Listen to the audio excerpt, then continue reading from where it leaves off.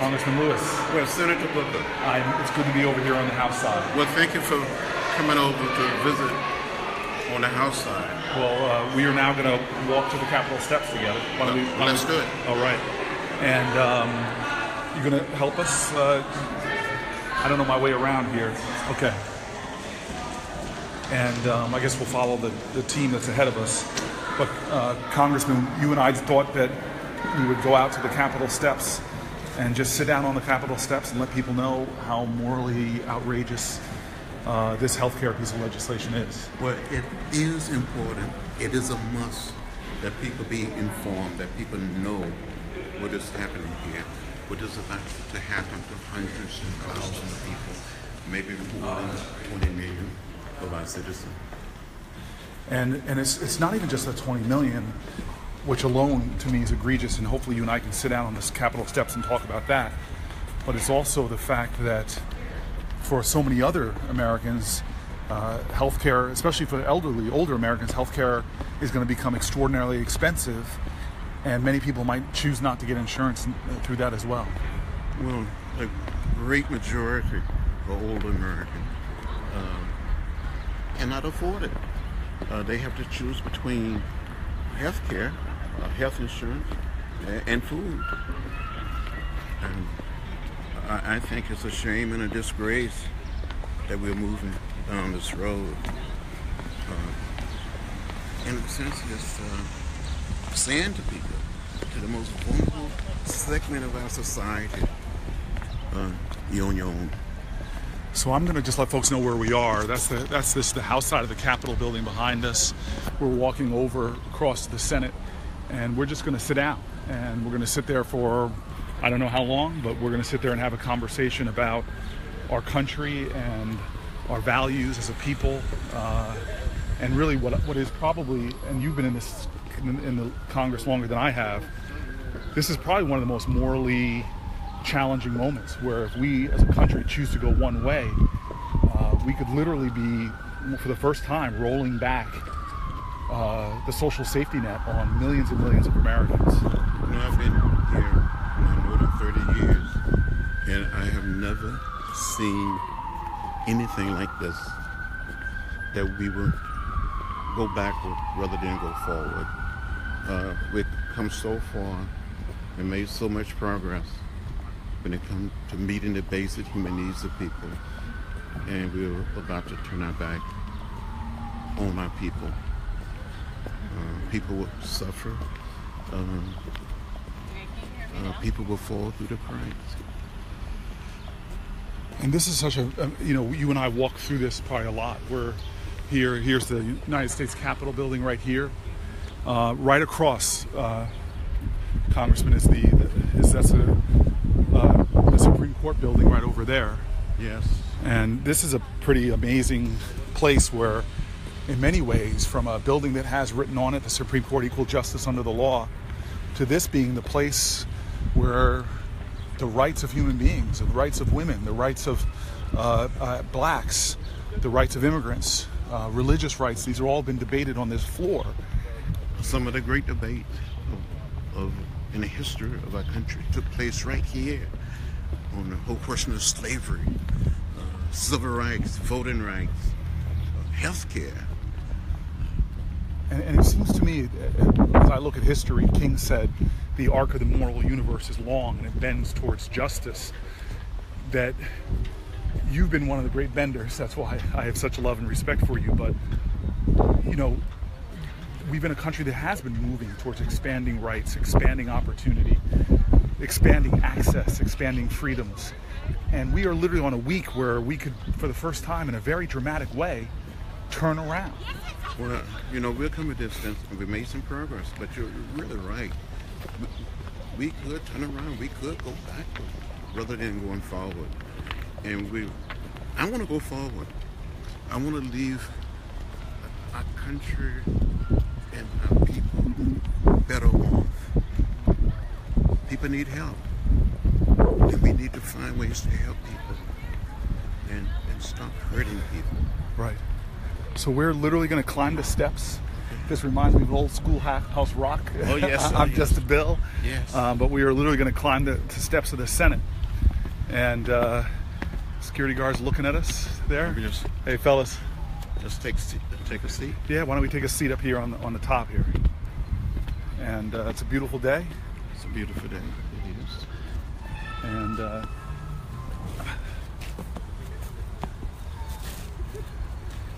this is not the first time I've sat in at the Capitol with you. Yeah, no, it's not. You know, sometimes, by sitting in or sitting down, you're really standing up. And I say to people all the time, when you see something that is not right, not fair, not just, you have a moral obligation to stand up, to do something, to say something, and find a way to get in the way and make a little noise. One of the prouder moments, and again, it was a fight. You don't always win them, but when you sat on the House floor right after the horrible gun massacre in our country, and you were fighting just to try to get a vote on common sense background checks. I was so proud to, after we had a filibuster in the Senate led by Senator Chris Murphy, you all in the House, you led folks from all around this country to sit on the floor. It was one of the great acts of civil disobedience I've ever seen in this building. And it's something that you, as you just said, you don't always have to, sometimes to stand up, you got to sit down. Well, you have to find creative ways to make it plain, to make it real, to dramatize the issue, to help sensitize and help educate people to what is happening in our country. There's an attempt to sweep some of the issues and concerns under the rug, out of light, out of sight. But we have to find ways to make it real, make it plain. So, first of all, it's a beautiful day. I just want people to see how amazing it is out here on the Capitol steps.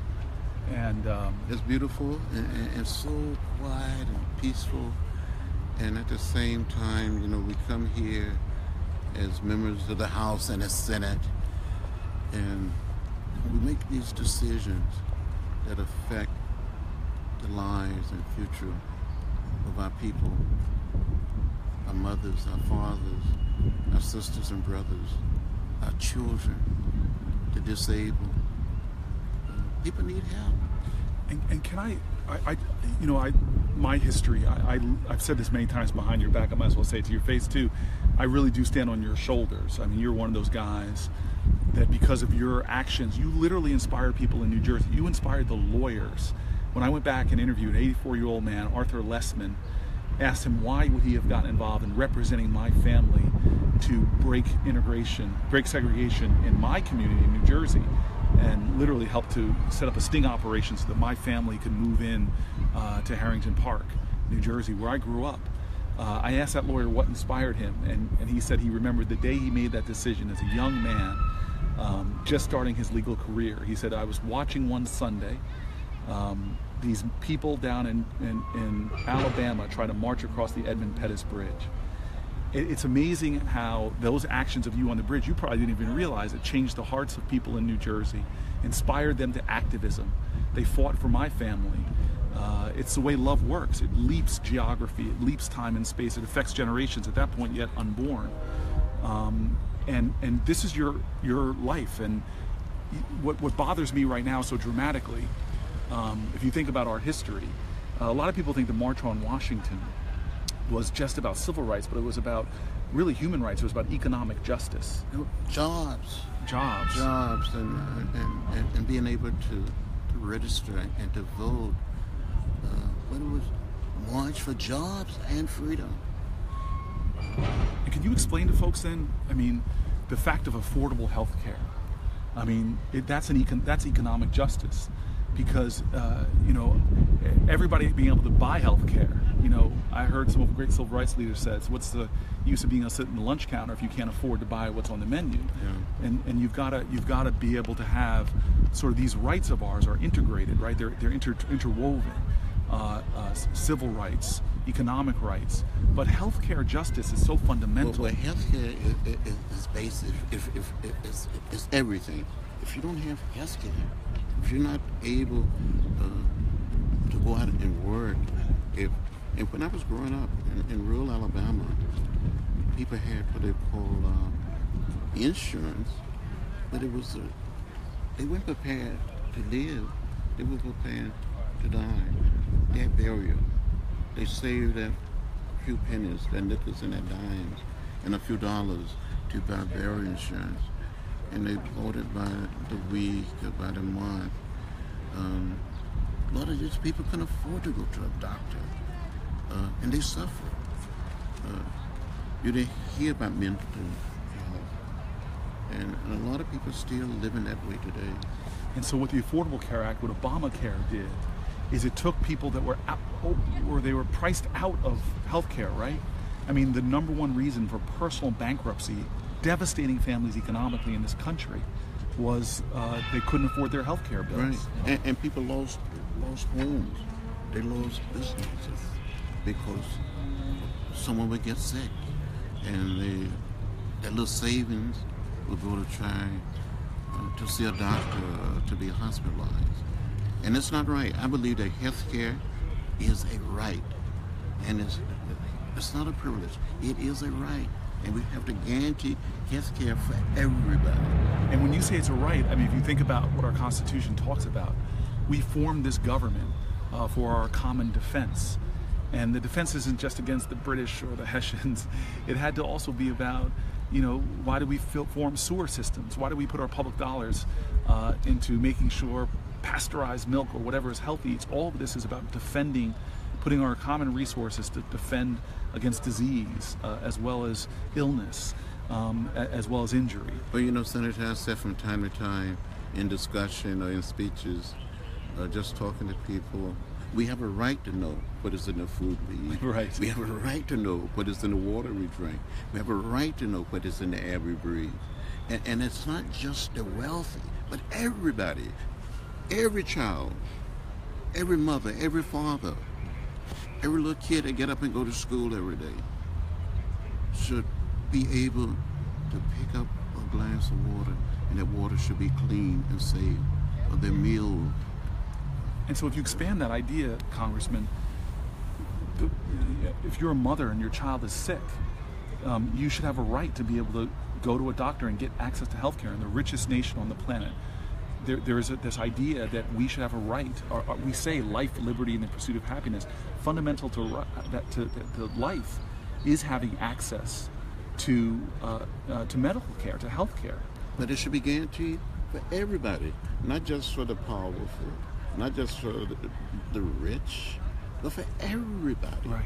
Whether you live in a low-income neighborhood, whether you live in rural America or live in a larger city, you should have that right, and it should be guaranteed for everybody. And so, how do you feel then that this bill, I mean, one of the most outrageous things a part of this bill that hurts me and it makes me, I really try to follow your lead. I love all my colleagues, whether they're Republican or Democrat. I never want to be twisted into hating or despising individuals. But when I looked at this bill and I saw that they were literally taking away Medicaid from millions of Americans, all for a massive tax cut. I mean, so much of this bill is a tax cut in disguise for the wealthiest of Americans. They call it a health care bill, but really this is a multi-billion-dollar tax cut for the wealthiest amongst us, leaving the poorest and most vulnerable without access to health care. Senator, that is immoral. That is immoral. And if we allow something like that get through this Congress and to become law, history will not be kind to us. How can we give the wealthiest in America a big tax break, a big tax cut, and steal, literally steal from the poor, from the middle class? That's not right. And most people think of Medicaid, I mean, the savage cuts in Medicaid, the biggest erosion of the social safety net in your lifetime. You've been a part of seeing this country expand opportunities for people, folks who were considered not fully human. You've seen us change. You've seen us recognize the dignity of all people. But now suddenly this is the bill that will, it's not just repealing Obamacare. This is devastating Medicaid. Yeah. And we brought about during the 60s. When Lyndon Johnson signed Medicare, Medicaid, and set people on a path toward good health. Yes. To take care of everybody. And this is a president that promised that he would not touch Medicaid. And the CBO score, which you saw, 22 million Americans losing health insurance, a large bulk of them on Medicaid, and most Americans don't understand. Everybody out there, everybody is going to know somebody on Medicaid, because half of all children born in America are born because of Medicaid. You have a significant portion, close to the majority, if not more, of the people in long-term extended care. Majority of those folks are on Medicaid. People with disabled families, members on Medicaid. And I don't think people understand that, and you know this, every religion, fundamental to every religion, is this idea that you do unto others, to the least of these. How do you feel? I mean, it's such a craven bill that would cut that much out of the health care and the security of so many families. It's to be very frank and candid with you, it made me really sad, and sometimes it really hurt.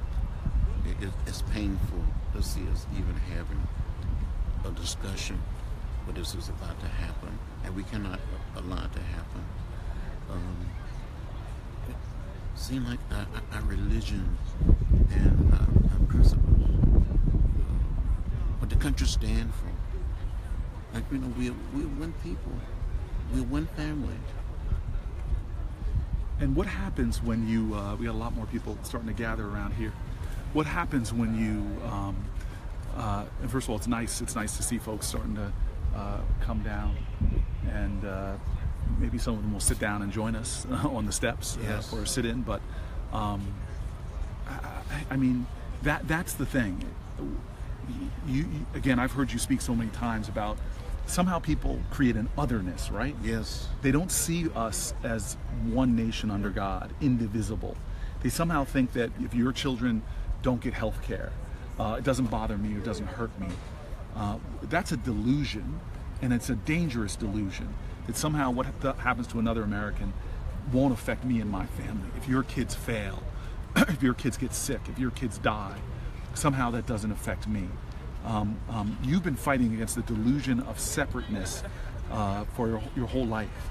Sometimes it's been on racial lines, where you've tried to get people to understand that you may be white, I may be black, but we are one people. We're one people, we're one family. I speak a great deal about we all live in the same house. And we have to learn to live together as brothers and sisters and share our concern and look out for each other and care for each other as one community, as one people, as one nation. And in a sense, we should have this feeling that what affect one, affect all of us.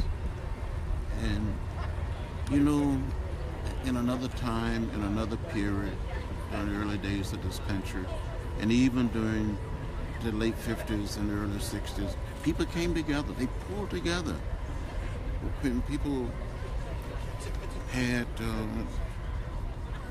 storms and lost crops, people would come and help each other. Right. And people need help now. And that's America at our best, right? Yes, yes. And there's an idea that if you're a multi-millionaire in this country, would you rather have a tax break, or would you rather have millions of people be able to keep their health care? We had a picture up in our Democratic caucus the other day that the top 400 wealthiest families, the tax break they'll get because of this legislation, is equal to the Medicaid cost of about 10 states. The tax break that 400 of the richest families in the country will get as a result of this Republican Senate health care bill. Something is really wrong there. There's something wrong with that picture.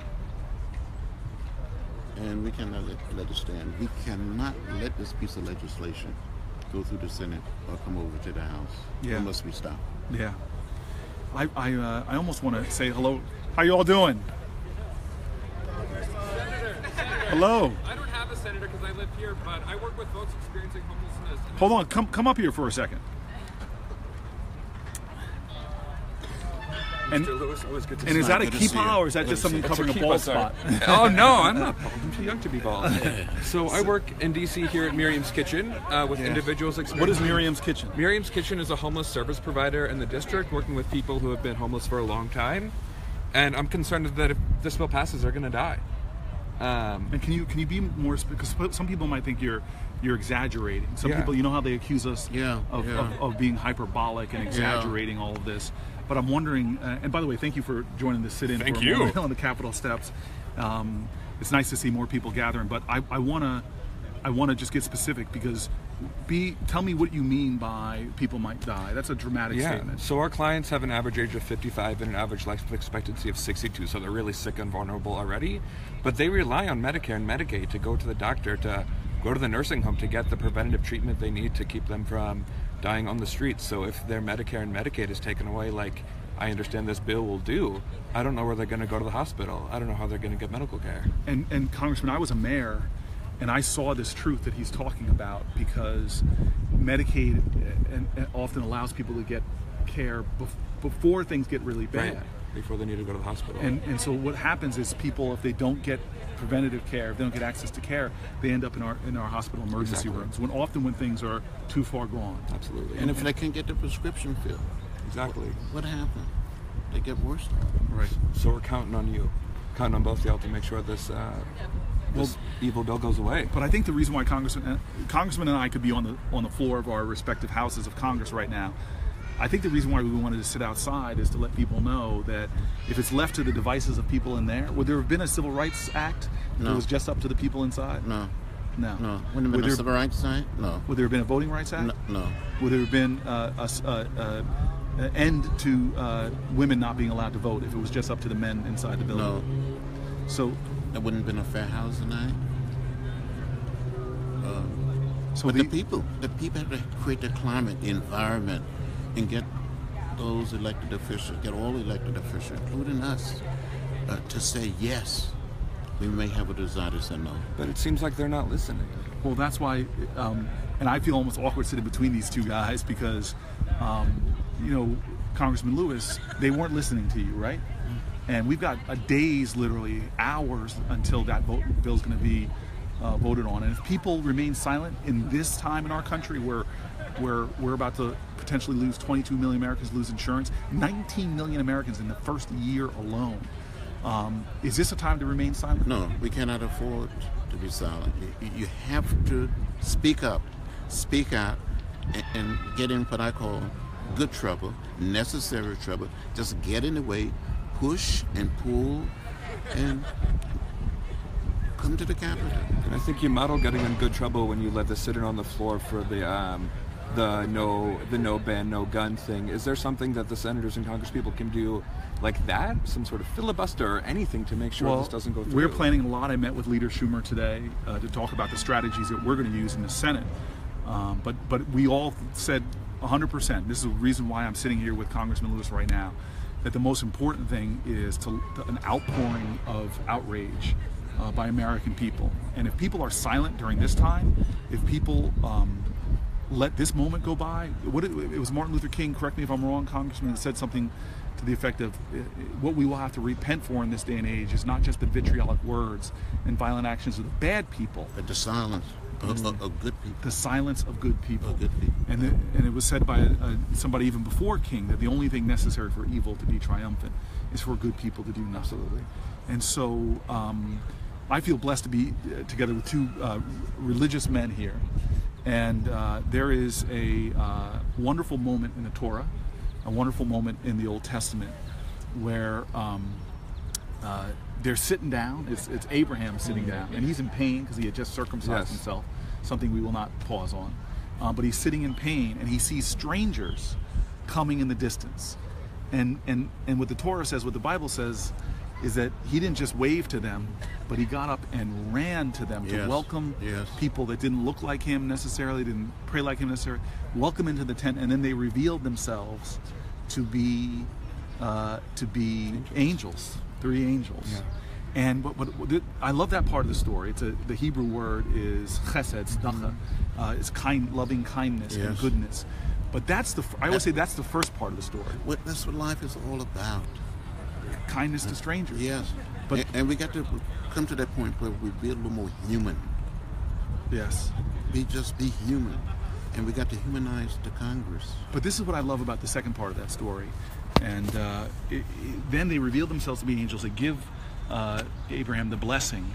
And then, as a mayor, this is a chilling moment. They go, we're going to go destroy a city now. Now, these are angels from God talking about destroying a city. And does Abraham just say, okay, let it happen? No, he actually fights with angels. He starts arguing with them. And to me, those are the two lineup of what I love about my country, because I think it evidences these Abrahamic principles. The first is goodness, kindness, decency to others. But the second thing is to fight for justice, to always stand up for justice. Even if it's God, an act of God, as you've seen in flooding and hurricanes, even if it's an act of God, you don't just sit back and say, well, that's an act of God. No, you fight against it. You resist. And so here is a man-made tragedy that millions of Americans, and as it would say in Matthew 25, the least among us, Right. Absolutely. people that are in your homeless shelter, people that are disabled, people that are poor, and Congressman, we have hours left before the most consequential vote of my lifetime happens in this building right here. And people think, well, it has to go through a few more steps. They think it has to go back to the House, then go to the President for his signature. The momentum it's going to have, I heard on your side of the Capitol, they're already talking about staying through the weekend so that when we finish with this bill, and if it passes, that the House will be ready to vote on it and send it to the President. We cannot let that happen. It must not happen. We cannot let it stand. So can you just say, I'm going to invite somebody else up here. A lot of folks seem to be coming, but I want to know, what's your name again? Sure. My name is Jesse Rabinowitz, and I'm a D.C. resident. And you're a D.C. resident. It's D.C. State HUD. Sorry, I have to put that out there. I agree. We need a vote. And then I will also say the name of your organization. Miriam's Kitchen. We work in the district to end chronic homelessness. And if people want to volunteer, can they volunteer for that? Yeah, visit miriamskitchen.org. We would love to have both you volunteer with us. That's phenomenal. I would love to come. Thank you both, No, gentlemen. thank you very much. Thanks for coming up and sitting with us. Thank Good you. to see you. On the Capitol steps. Thank you. Thank you very much. Thank you very much. How are you all doing there? Is that a family? Where are you all from? Delaware. Isn't that just South Jersey? I'm sorry. That was wrong. I came from NJIT, so I really remember you were newer. I really appreciate that, sir. We're sitting here having a conversation about the health care bill. What do you think? There's 22 million people that may not be able to. We can't hear you. Why don't you come up here for a second? Sit in with Congressman Lewis. Hi, how you doing? It's an honor, sir. Good to see you. Welcome. It's an honor. Hi, everyone. Take a seat. Take a seat on the other side over Sure. here. Or sit on that side there. Sit next to. It's one of the privileges of my life to sit here with this man. So what's your name, sir? My name is Vinay. I'm originally from New Jersey, and I'm now living here in D.C. as a traffic engineer. All right. And do you want to say something about the health care bill? Yeah, I just think right now that it's a little bit short-sighted of how many people are going to be losing their coverage. And, I was somebody who, studied immigrants and know how it worked going through the process of coming here, and then now you also have this to deal with. It's not good, that's all. You said something about 22 million Americans? Yes. The amount of Americans that may lose their coverage now, it's a scary thought. If you think about it, that's almost 10% of our country. It's like 7-8% of our country right there, then and there. And you're going to throw them off, and it's a very scary thought. It's a very scary thought. What do you think people should be doing right now to say no to this proposal? I think what they should be doing is they should be asking themselves, how do we get into this problem, and stop making excuses for everyone, and just see both sides. And I think that's what's great about this country, is that we can see both sides and not go too extreme. So I'm hoping that by seeing both sides, we can see a compromise. I guess that's bipartisanship in a way, but Well, a lot of us have been asking, instead of this idea of just throwing out Obamacare, throwing out, because the bill is not perfect. We know that there are still people who are struggling to afford their health care in this country, struggling to afford their prescription drugs. So it's not perfect, but what we should have been doing is coming together as a Congress and saying, what can we do to keep what's good and preserve and find a way to improve upon what's not working, as opposed to this bill, which doesn't just undo so-called Obamacare, it throws Medicaid into a massive abrogation of our previous commitments It's the biggest cutback on Medicaid we've ever seen, and would throw millions of people off of health care. Well, I appreciate that. One more time, your name, sir? My name is Vinay, originally from New Jersey, and now I'm at DC. Do you keep dropping that Jersey part just to make me feel good? Do you have any connections to Georgia? I do not, no, sir. Have you been to Georgia? I've actually not been to Georgia. Oh, you should come and visit Georgia, visit Atlanta. He gave me a tour of the Civil Rights Museum there. Oh, wow. It's amazing. You know what's weird about that museum for me? When I was getting a tour from him, I've never taken a tour from somebody through a museum where they would stop and I would look at the pictures and he would be in most of the of the pictures. Well, I can also speak for Mr. Booker as being a resident of Newark for 4 years, what you've done to turn that city around. And so ever since then, I've been a big fan of yours, sir. And Mr. Lewis, it's an absolute honor. Thank you very much. God bless. So I need to apologize to the Delaware family. You all want to come up here and say hello to Congressman Lewis? Yeah, you can get a selfie.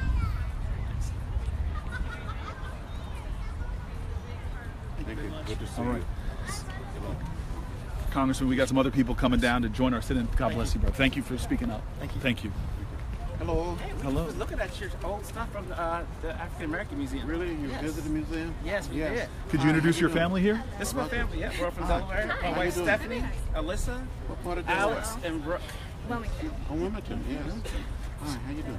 I've been there a few times. You guys have Lisa Blunt from us down. Oh, yeah. Oh, yeah. Yes. She's wonderful. She's Yes, really she is. fantastic representative. So tell me this. Take a seat. Take a seat for a second, because we're having a conversation about the current health care bill, and I was wondering if you guys have any thoughts about Come that. in closer. Well, I think the bottom line is you don't want people who have pre-existing conditions or older people to have trouble with getting health care. Of course, Medicare is a big pot, and we don't want to lose money in that coming to the future for us, for our kids, and for anybody else. And people complain about Obamacare and how it is an imperfect. But you got to remember, a Model T is an imperfect car at first too, and then you build on a Model T until you get to a Tesla, you know, until you get to a new and improved method. So instead of trying to repeal for the sake of repealing, because that's essentially what is trying to be done, is just repeal to repeal. Let's build to work to improve on what we already have, instead of just trying to repeal it just to do the names. And we could do it together, bipartisan. I know there's people who are doing it, but I think some people of other parties may feel bullied into feeling or voting a certain way. So can I just be specific, because you hit on a really important component of this bill, which is they are trying to say that the essential health benefits that were mandated in Obamacare are no longer the case. So in other words, insurance companies don't have to cover, if states opt out, insurance companies don't have to cover if your child has autism, your child has cancer, your child has leukemia, you have diabetes, or it doesn't even have to cover prenatal costs in the essential package. And so tell me why that idea of pre-existing condition. You're sitting here with your family and your children, and I imagine you have health insurance right now. Yes, we do. And I imagine how you might feel if your family was denied health insurance based upon... It would be a huge hurt. I mean, you gotta kind of think, you don't know what life is gonna throw at you. So you don't know if you're gonna be born with diabetes, you're gonna develop diabetes, a genetic condition that you may have, may come up. So if you have these conditions, why should you be penalized and not be given medical care because of that? And they say states are given a chance to opt out. Well, let's just say you're in a state with a deficit right now.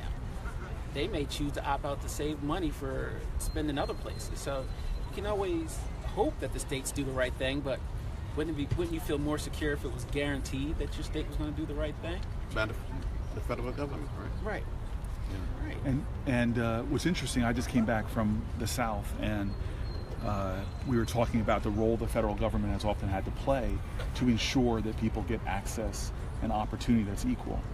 And that we live in a country where a state could decide that you are not going to have, and maybe they'll just say we can't afford it, because of course the state is going to cap the amount of Medicaid payments. And so that state might say that you might not be able to have certain access, or that insurance companies don't have to provide certain pre-existing conditions. And so we can see a lot of states dotted throughout this country where people growing up don't have the privilege of having their kids, or the right, as you would say, of having their kids covered with health insurance. And I don't know if you know, sir, what was the biggest cause of bankruptcy before Obamacare? Do you know what that was? I think that was individuals having medical bills. Yes. Oh, yes. Definitely. And People lost their houses. That's right. And That's what I was going to say. college funds for kids. People lost homes. People lost farms. So it's not just a healthcare issue; it's an economic issue. It's an economic justice issue. And you can look at, as we've said, and it's been said, rehashed over and over again, we're one of the most developed nations with the worst medical care. You know, there's many developed nations out there that have, you know, universal coverage for everyone, and there's no reason why we can't. It shouldn't be. It's a right. I don't think it's a benefit. It's a right. We should all have it. I agree. We should all have it. I share your position.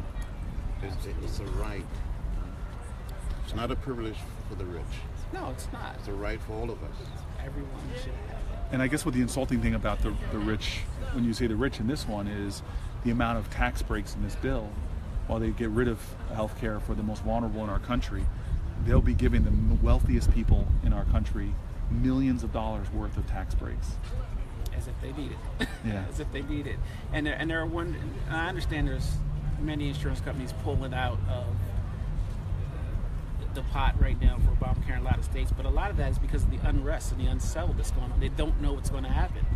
I believe if they knew what was going to happen, the future was holding for this, that Obamacare was going to be there, then more insurance companies would opt in and jump into the ring with it. But right now, it's so uncertainty. I want to interrupt you because you said the magic word. I feel like in the old days something would drop down when you say the word, because the reason why in the marketplaces, which right before President Trump was elected, Standards & Poor's came out and said these marketplaces are solid.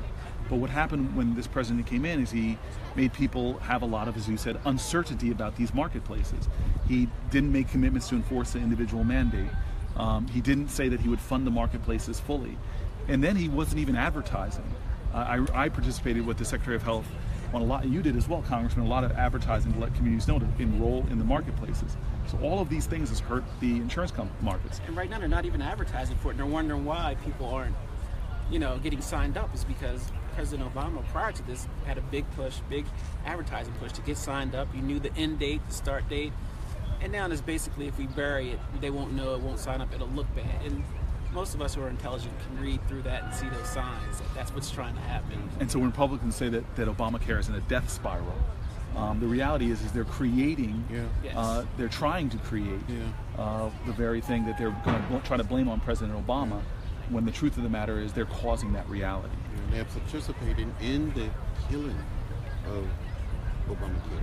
Which goes back to your first point, his first point about why don't we just come together and try to do something about fixing things for Americans, as opposed to what I think is just a craven reality of trying to hurt people for politics. Yeah, absolutely. I've heard John Kasich speak across the aisle, and I think he wants to do the right thing. I don't know if he's pressured into doing other things also, but I've heard him speak, and I like some of the ideas. He's a Republican that he has coming out of Ohio, so it's not a partisan thing. We need to come together on it and figure out where, if I was in school where I'd be at the kids, I'd say let's make a Venn diagram and see where we overlap at. And we overlap in a lot more places than I think we believe in. I really do. Well, I'm wondering if the kids, you guys ever thought you'd be sitting in with John Lewis? And what do you all think about the issue we're talking about? What are some of the young folks? First of all, these are your 3 children? Yes. And who's the oldest? You're the oldest? Are you in graduate school? Undergrad. Where do you go to school? I'm going to the University of Delaware. You're going to the University of Delaware, all right. Wonderful. And I think that's the Fighting Blue Hens, right? Yes. All right. And what do you think about these issues? Just think the whole thing is, it's very serious, because as he said, because this is a very big topic in our house sometimes, it's that it isn't all right. It's something we do need, and as America, being a leading nation, we should be able to give everyone, health care and be able to take care of our people. And not everyone has the money to dish out right away or even at all to take care of their own health. So I think that we should at least be there for them, to be able to help them. All right, so before I bring a surprise guest, because you guys I see him. have no idea what you just did. You summoned, I saw him. you conjured a great a Delawarean, but I just got to get this young man right here and say if you have anything to say on this issue, man. I don't know a lot. What do you think about health? Should every American have health care? Yeah, it's an important thing. So you have a strong opinion then? Yes. You think healthcare should be a right in America? Yes. In the richest country on the planet, Yes. should we have healthcare for all? Yes. All right. And how about you? You're gonna just say amen? Amen. All right. All right. So I'm gonna slide in here. This is, you guys are from Delaware. I don't know what you did. You must have the most. Are you from Delaware? You must have. You must literally have. This is Mr. Senate Intelligence Committee. What can we do right now? I just want you to know, John Lewis. I don't know what the power of Delawareans have to summon their senator. This is pretty impressive that. You all came. He heard. It's like Batman. Delawareans. He heard that there were Delawareans sitting on the blue chicken. The blue hen is right the there. blue, sitting, the Delawareans were sitting in with John Lewis on the Capitol steps, and you came down here. This is my daughter Maggie. Hi, Maggie. How are you? Maggie. How are you? So, Also Delaware. so, Congressman, you are the moral voice of the House, but I want you to know this is a great moral voice in the Senate. I know this man. I know it's hard. I know He's extraordinary. it's unreal. He's unbelievable. He speaks truth to power. Yes. John graced us with a whole day in Delaware. Came and spoke to an elementary school, did a community roundtable, did an open day hearing concerns for people from across Delaware.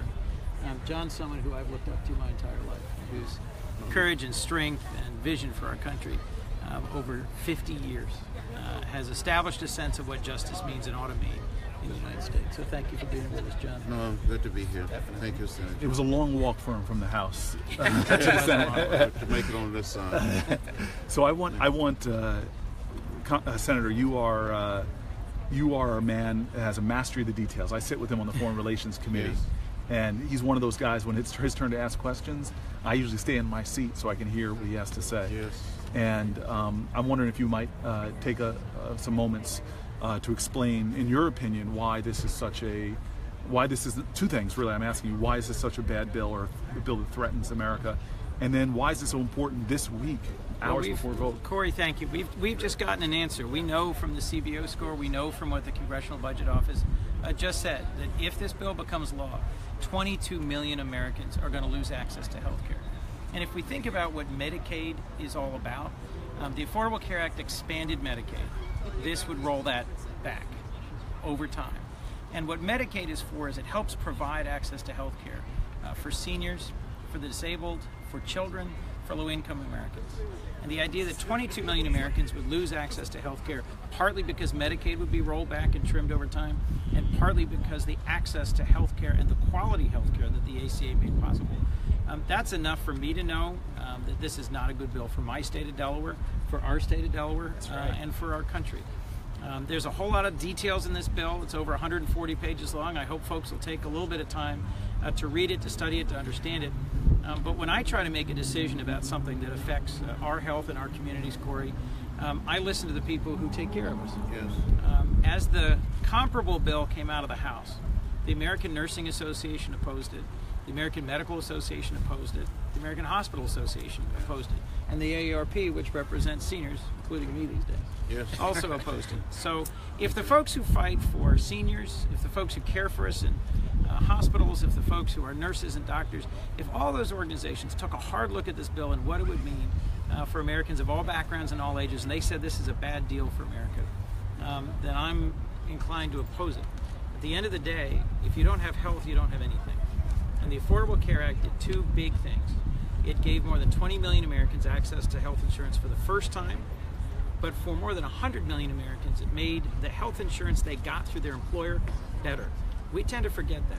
If you get your health insurance through your work, in Delaware, you work for AstraZeneca or DuPont or one of the big banks, or you work at the refinery, or you work at one of our small businesses, and you get your health insurance through your employer, the ACA made that insurance better.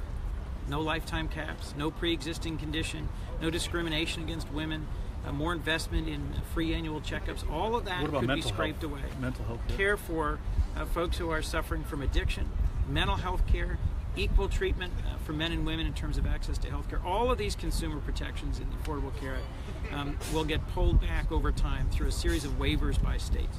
That'll make it less expensive, but it'll also mean it's worth less. It also means that the quality of health care will go down and the insurance that people can get access to will be worse. So that's a quick summary of what I've gotten Well, tell out me of the about, bill in the last do you remember when I 2 was days. telling this to Congressman Lewis? It was a moment that everybody got quiet when they looked, when Chuck put the slide up about, I think it was 10 states, that the tax cut for the 400 wealthiest families. The 400 wealthiest families will get a tax cut. I think it was worth $33 billion from this repeal if it's passed. And that's the same as the cost of providing Medicaid to all the residents of 4 big states. It was a stunning comparison to think that everybody who benefits from Medicaid from 4 whole states, they'll lose their access to Medicaid, to quality health care, in order for the 400 richest families to get a temporary tax cut. And do those families need a tax cut? You know, this is a question of values. This is a question of what you value. I understand some people who value property rights and being able to be really successful in life and keep every dime that they make, but I value people who care for their neighbors and who care for the folks who they fought alongside and who they want to have access to health. Because when you don't have health, you don't have anything. And so I'm someone who gets my health care through the ACA. John's someone who gets his health care through the ACA. Cory gets his health care through the ACA. All of our families and our staff. And it's good enough we for get our us. health care. It's It good should be enough good for us. enough. It should be good enough for everyone. That's right. Yeah. So, So how do we get in good trouble, Val? I want to speak of good trouble because I was wondering if you tell a story about access to health care that I was reading about, and then I want to do an article with you because the story is so amazing about when you were on the Edmund Pettus Bridge. Now you've been wounded. You've got a serious wound. Well, Senator, I had a concussion on the bridge. Yeah. On March 7, 1965. And where 17 of us were seriously hurt. Right. And where did you all go? We was carried to a Catholic hospital called the Good Samaritan Hospital, and a group of nuns took care of us. A group of nuns. These unbelievable sisters took care of us. Did they see the color of your skin as some kind of obstacle? No, they wanted to help. They took us in, and if it hadn't been for them, I don't know whether I would have survived. And I heard that people from all over the country, doctors from everywhere came to visit you. Doctors and nurses came from all across America. The Medical Committee for Human Rights had doctors flying in to take care of us. And they stayed with us for the 3 weeks it took before we got ready to march from Selma all the way to Montgomery. They were there. And back in October, I traveled to Rochester, New York. And 3 of the nuns that took care of us, they're still alive at the Mother House in Rochester. And they saw me, they started crying. They said, "John, are you all right?" I said, "I'm okay." I said, "Sisters, I'm okay." And I cried too. But matter of fact, the doctors and the nuns made arrangements for some of us to travel from Alabama to Massachusetts General for further examination. Right. The people took care of us. It was just sense of community. And that's what we should be like today. Now, Chris and I and you, we work in communities where we see everyday heroes, right? People who drive the bus, someone who works at a hospital. They might not be the doctor or the nurse, but they do important work every day, and they greet people with a smile. I think those everyday heroes, or even those people that clean hotel rooms. Yes. School teachers. School teachers. People deliver the mail. People that deliver the mail. Clean our streets. And you think if they got injured, if they got a concussion, don't you think the country should pour their love out? Oh, yes. And maybe we all can't go visit them in the hospital, but we can do a little bit to make sure that they have health care, right? Yes. Yes. If you don't have health, you can die. If you don't have health care. But people think we're being melodramatic when we say that death rates might go up when access to health care is restricted, that more people will die. And are we being melodramatic or are we being truthful? I think we've been truthful. When I was growing up in rural Alabama, very few people that I knew, including my own family, didn't have health insurance. We had barriers. So people were prepared. Barrier insurance. People were prepared to die. for funerals, not to live and see a doctor. You can afford it. Congressman Lewis, don't you think that Senator Coons' daughter should say a few words? I think so. Don't you think so? Oh, yes. Because you know this, the organizing the young people. It's so important. They're the greatest cause of activism. Yes, young people, the young people get it. And I believe it will be the young people, it will be the children that lead us to a better place. How old were you when you met Dr. Martin Luther King? I met Dr. King when I was 18, but I met Rosa Parks when I was 17. But I heard of Dr. King when I was 15. Heard of Rosa Parks when I was 15. Changed my life. But I saw many young people, many young children, 8 and 9 and 10 years old, marching, getting arrested, going to jail. Well, in Birmingham in May of 1963, the Children's Miracle, Yeah. and you had young people 8, 9, 10, 12 years old. It was a children's crusade. Yeah, I was just in Alabama, and some of those folks, I met some of those folks marching at those young ages. Yeah. So with all that history, don't you think that the senator's daughter can say a few words to the camera here? Yes. She's representing Delaware too. She's a Delawarean She's too? representing How old are you? 16. You're 16. So if you were being an activist from the time you were 15, don't you think you're an activist now? Are you an activist? Do you consider yourself an activist? I do consider myself an activist. Yes. That's fantastic. It's not just because of your dad. No. No. Are you one of those? I love you, but no. So then tell us what you think. Speak for, is it Generation Z now? It's no longer the millennials. Yeah, Generation Z. Are you Generation Z? Yes. All right. Millennials is from until 1990. Chris, are you and I are the same generation? We're X. I'm the last of the baby boomers. So I'm Generation X and you're Generation Z. Yes. And Generation Y, the millennials were between us. Mm-hmm. All right, well, so speak up for Generation Z. What do you think about this healthcare bill? I just kind of piggybacking off of what Congressman Lewis said. It's, we have to keep in mind the people, our everyday heroes, whether it be maids, cooks, whoever. We have to treat them with the same respect that we treat, that we give the people in that building right there. And a lot of the people in that building right there it's degrading, honestly, because healthcare is a basic human right. If I'm sick, if I break a bone, whatever, I know that I can see a doctor, and it honestly breaks my heart knowing that the people whom I love and care about, that care for me, the women who serve me my lunch at school, the people that clean my street, that they don't have that same right. It is upsetting, and that is why we need to speak out now. And when you say right, you think healthcare is a fundamental right? Yes. That's fantastic. So we have actually some other people want to come and sit in with John Lewis, and we have an extraordinary person that's here, Mr. Peter Burns. There he is. You've been here for a while.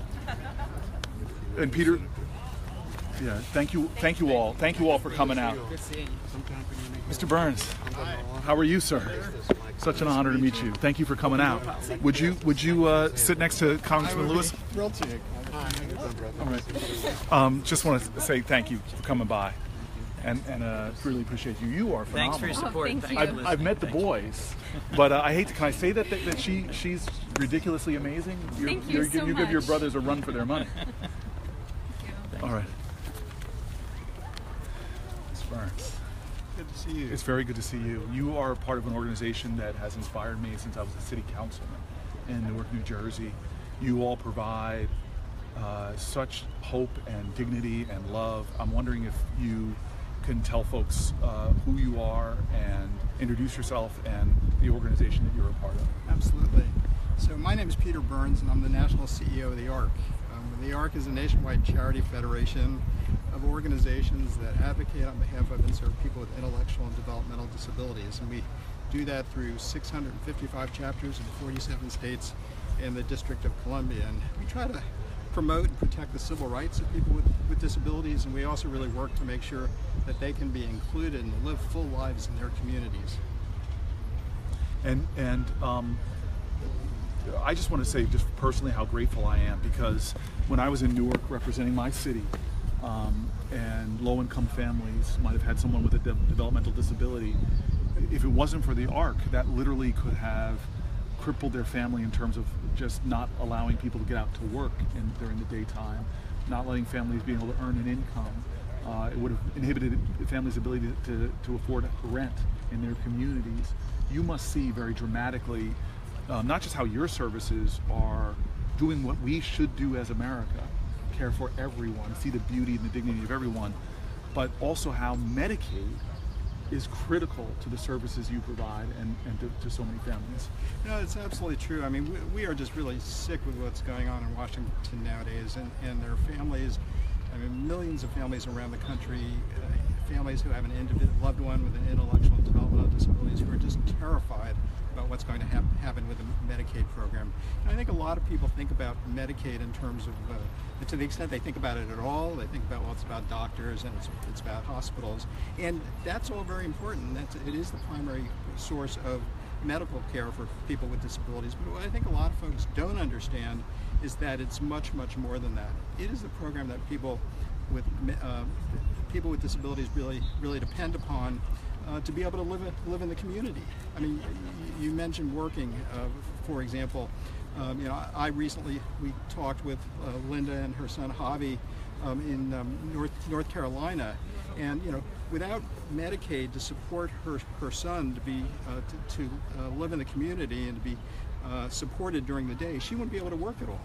And there are lots of folks, lots of families that have an individual with an intellectual disability or other disabilities in their families who just simply can't work because someone's got to stay home and take care of their loved one with disabilities. And for many adults, it's a question of many adults with disabilities. It's a question of whether they really can survive on their own and not have to be institutionalized. Medicaid provides the services that people need. Personal care attendants, services they need to get dressed in the morning, services they need to have their meals, to take their medications, to get out of their house, to go to their job or go to their volunteer activity or whatever they're going to do during the days. And it's really critical to families and to the individuals themselves, of course. And can you explore that a little bit more with me? Maybe with some more real-life examples, because most people don't really understand. I didn't get it. Actually, I'm embarrassed to say this, Congressman, I didn't get it until I was mayor and began visiting more with ARC and having my own residents tell me stories about the difference that Medicaid and that ARC played in really both for the person with intellectual disabilities, as well as the person's often single moms, and this was their kids, going from having a life of destitution, really hopelessness in terms of having housing, having food, to suddenly Medicaid allowed them to do what we want all Americans to do, to be able to go out, work hard, make a living, provide for their family. Yeah. Could you speak more to that? Yeah, I think people really aren't familiar with the history in our country. It used to be the case in the United States that if you were a family, your family had a son or daughter with significant disabilities, you might have been told to stick your child in an institution and forget about them and go on living your life. And we've worked very hard over the years to create better life opportunities for folks with intellectual and developmental disabilities and their families. And today, as a result of Medicaid, as a result of other programs that are part of our social security system, people are able to live in their own homes in the community. They're able to continue to live with their families in the community. They're able to get out, and for those who are able to get out and work during the day. They're able to attend school.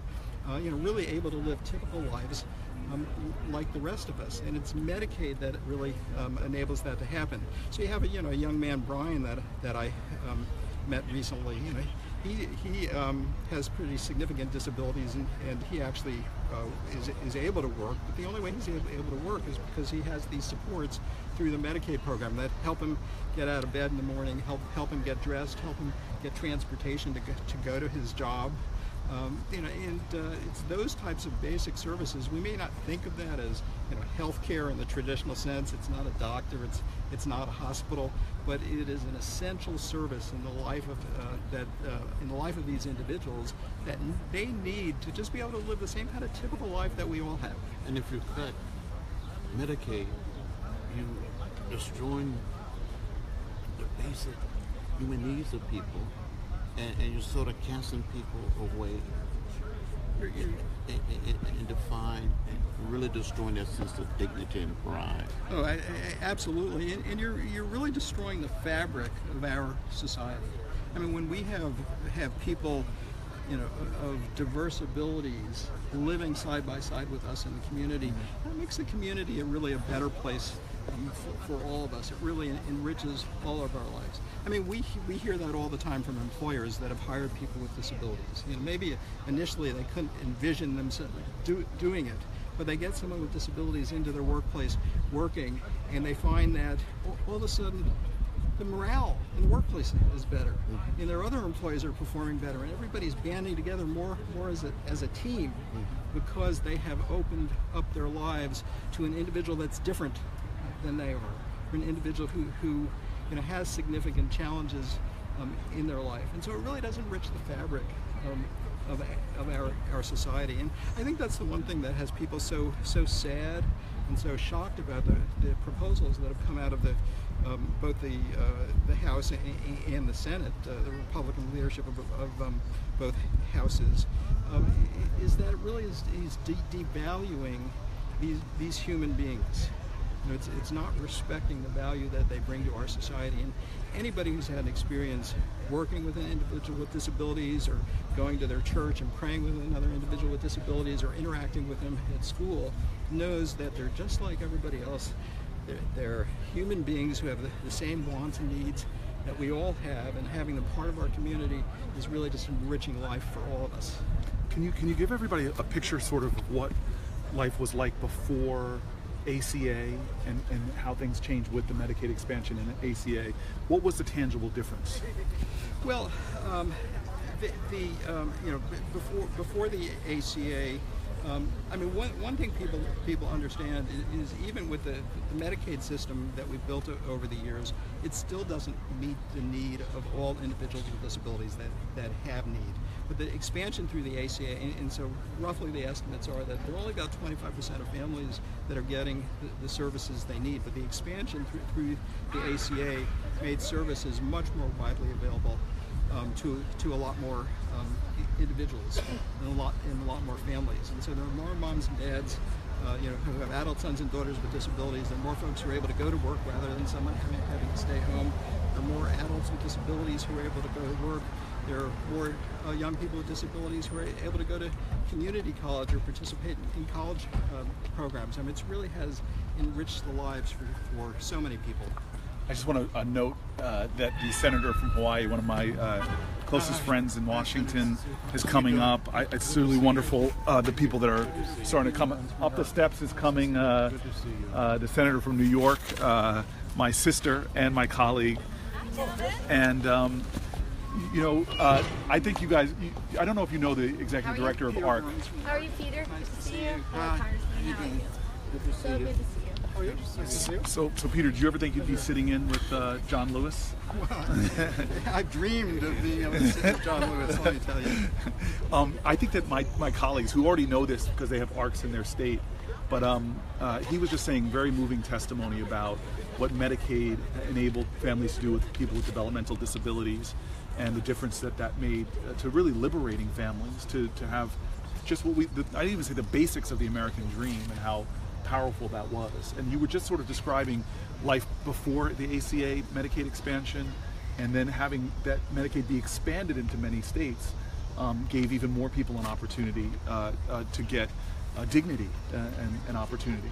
That's exactly right. We still need to go even beyond that. You know, people with disabilities really can make a real contribution to their communities, but they need support to do that, and Medicaid is a very important part of providing that support, as is the Social Security Disability Program and the SSI Disability Program. And so I know how you are such a sobered a person, but I just really want to understand your feeling, because you said it a few times how stunned you are about the Republican proposals out of the House and the Senate.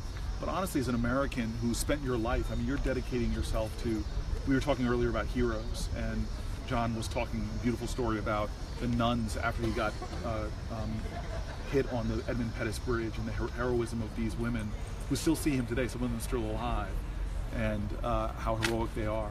But you, sir, are like what we do here in the Capitol in many ways pales in comparison to what you and your organization are doing out there every single day for millions of people, for thousands and thousands of families. And honestly, you do this work every day. You see the difference it makes.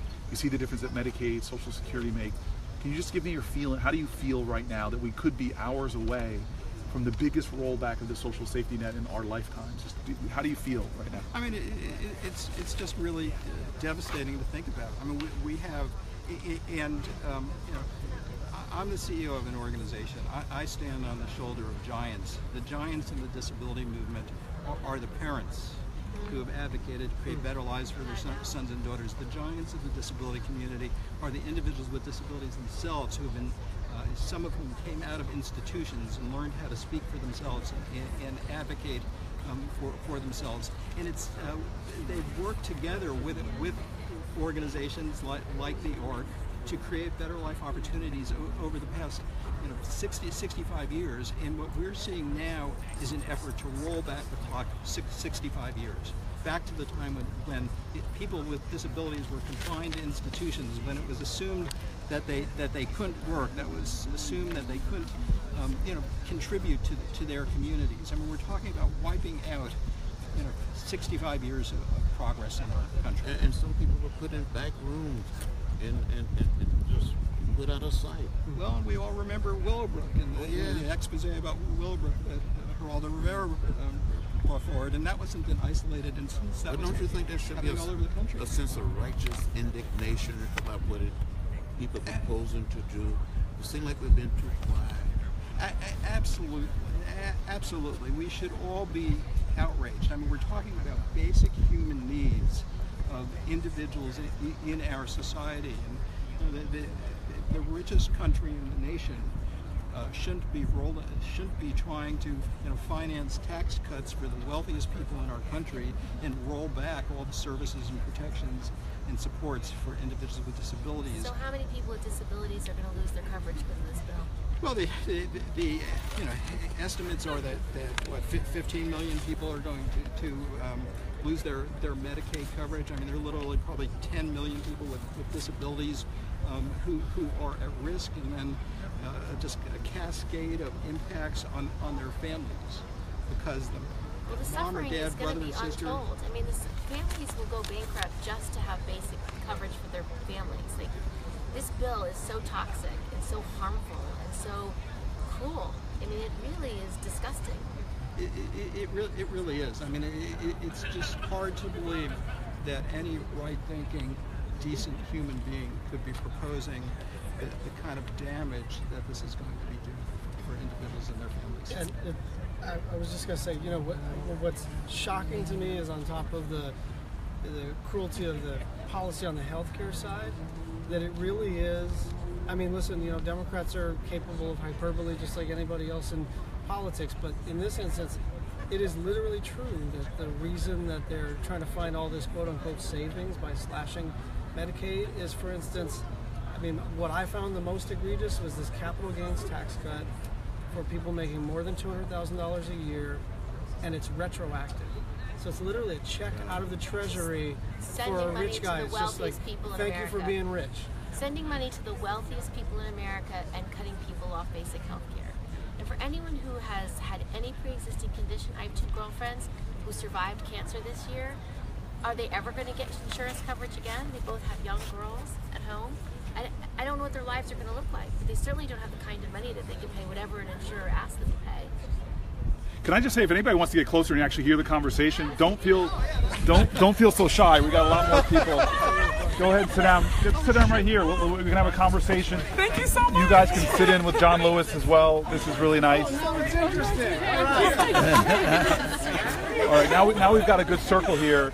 So before I go, because I want to bring up Janelle George of the National Women's Law Center. Where is she?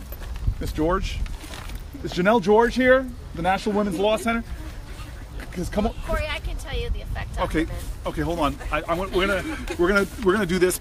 Though you guys need to come closer to hear Kirsten Gillibrand speak because she's used to commanding people's attention. She can project. I can use my words. So what are we're talking about the healthcare bill. Yeah. Could you just summarize? A lot of people on Facebook Live might have just come in, and a lot of people here. So what we're talking about is this horrific healthcare bill that came out of the Senate that was scored today, and what it tells us is that 22 million people will lose coverage over the next 10 years. It tells us that if an insurer doesn't want to offer affordable care for someone with a pre-existing condition, they don't have to. So they can charge you whatever it wants, whatever that company wants. If you're a woman, you might not have your maternity care coverage because it's no longer required. And this was all, as Senator Schott said, all so they can give massive tax cuts to the wealthiest Americans, billions, hundreds of billions of dollars going to the wealthiest Americans and saying, we don't need to cover you anymore for the rest of us. It's unconscionable. It is immoral.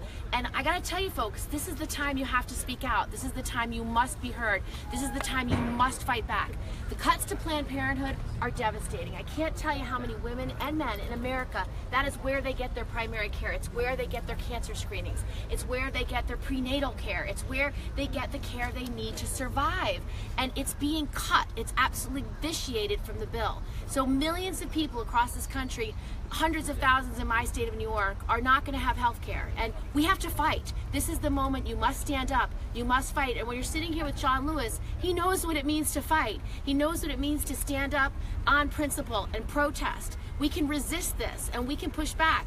I believe that when the people speak out, we will defeat this bill. But we have to be loud, we have to be clear, we have to be persistent, and we can't give up. Now, Kirsten, you're a mom.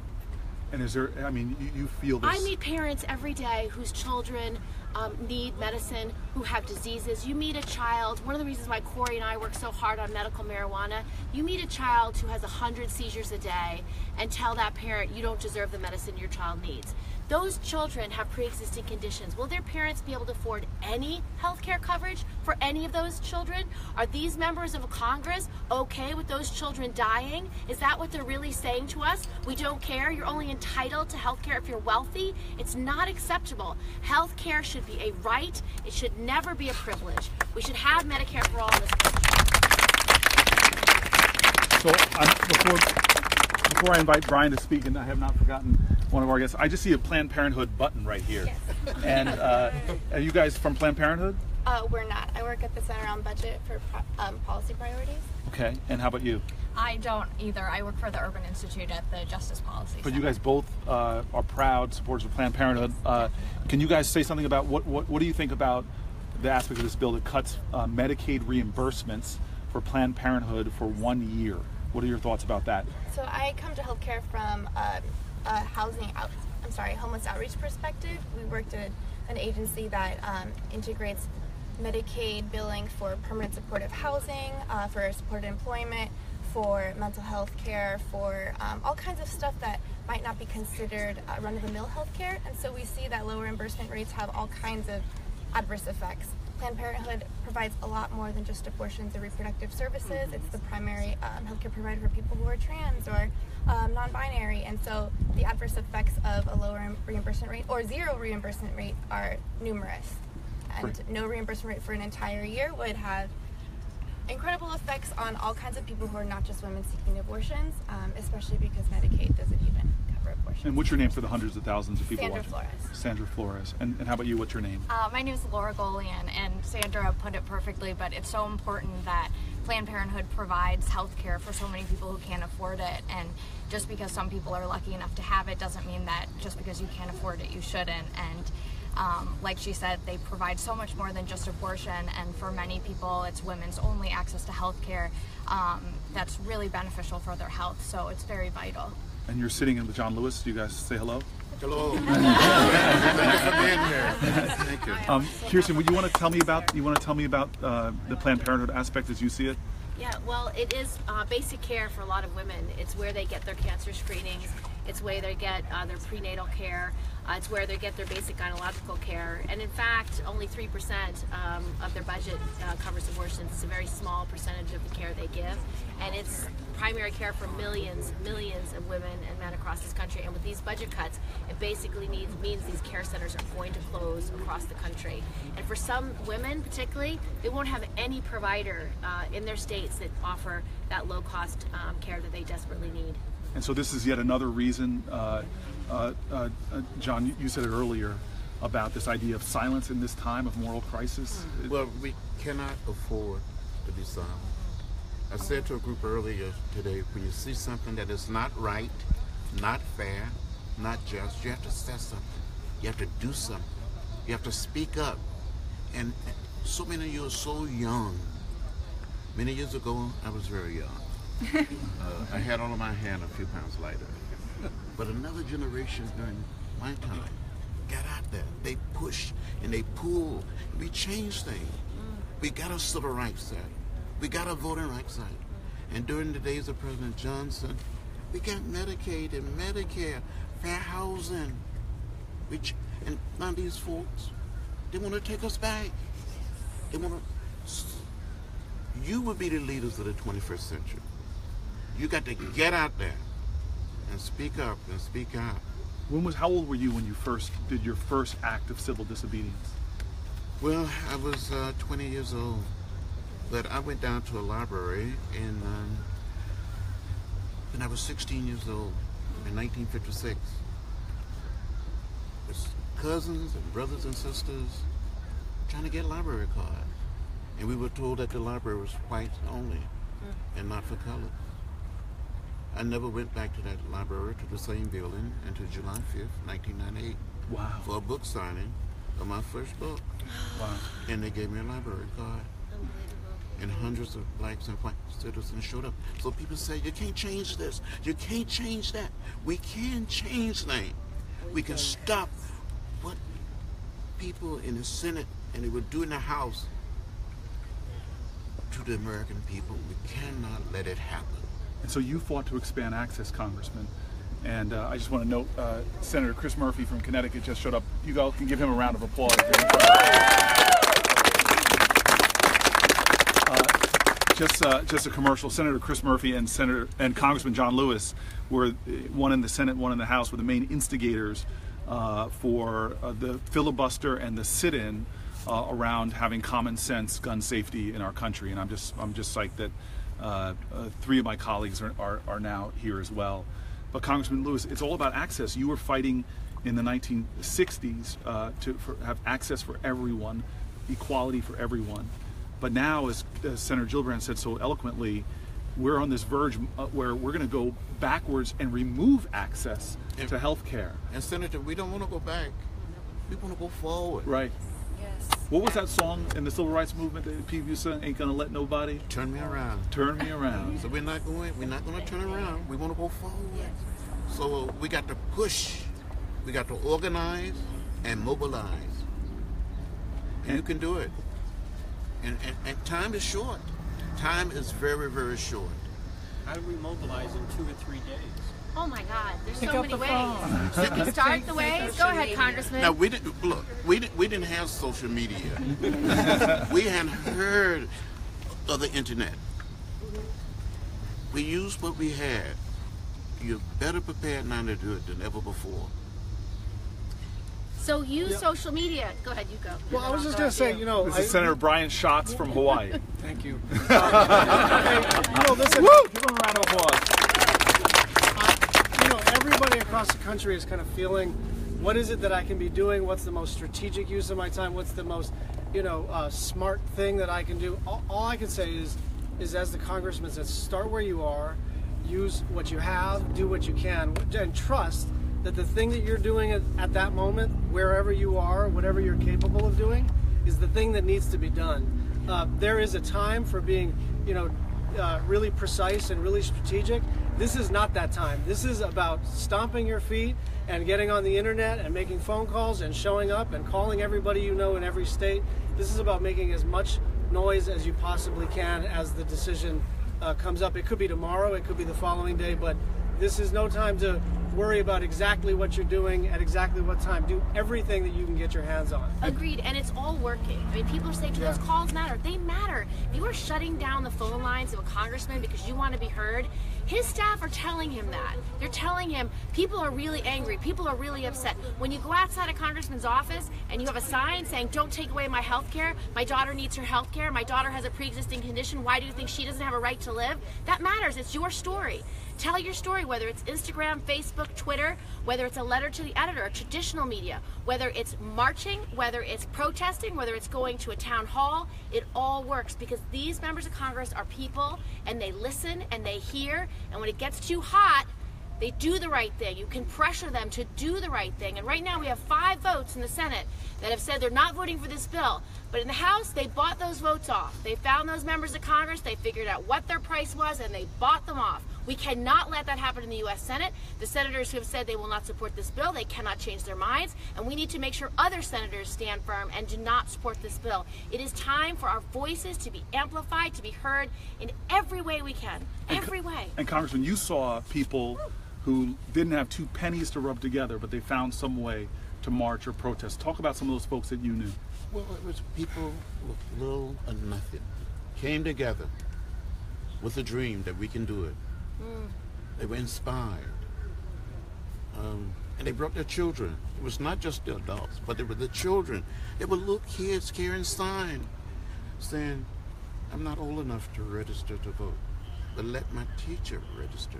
Let my mother, my father, my grandparents, our children, the very young, can help out. And you saw people that didn't even have a stake in the game. They already enjoyed voting rights, civil rights, but they still fought for others that were less fortunate. People came from all across America. During the Mississippi summer of 1964, more than 1,000 young people came from all over America and went there. They did it in '65, and thousands of people marched from Selma to Montgomery after Bloody Sunday. And this is time for us to act. Now we have a pretty extraordinary woman over here that's been patiently. This is Miss George. Will you introduce yourself to everybody? Hi. First of all, thank you to Representative Lewis and all the members who are here today, Senator Gillibrand, Senator Schatz, for you with the ARC, the great work you do, and Senator Booker, for having me here today. I'm Janelle George. I'm Director of Federal Reproductive Rights and Health with the National Women's Law Center. It's an organization we're actually celebrating our 40th year. You guys can give her a round of applause. I wish we were meeting in better circumstances. And it's a little bit, it's funny how things come full circle. We were just celebrating the retirement of 2 of our founding co-presidents who can't believe that we're still fighting some of the very same fights that they were dealing with 40 years ago for women's reproductive rights and health. This bill would be devastating for women, as Senator Gillibrand said. I think for the very few years the Affordable Care Act has been law, a lot of people forget only 12% of the most popular plans in the private insurance market even covered maternity care. So that means, and to give you a sense, an uncomplicated birth is over $30,000, and it can go up to $50,000 or higher for more complicated births. So I don't know how many of you, I work at a nonprofit, I don't know how many of you have $50,000, $30,000. The cost can be astronomical for women. This is an all-out attack on women's health, and I don't think that that's over-dramatizing this to say this. So women would lose their essential health benefits, as Senator Gillibrand noted. States can receive waivers, called 1332, waivers, so they no longer have to offer these benefits.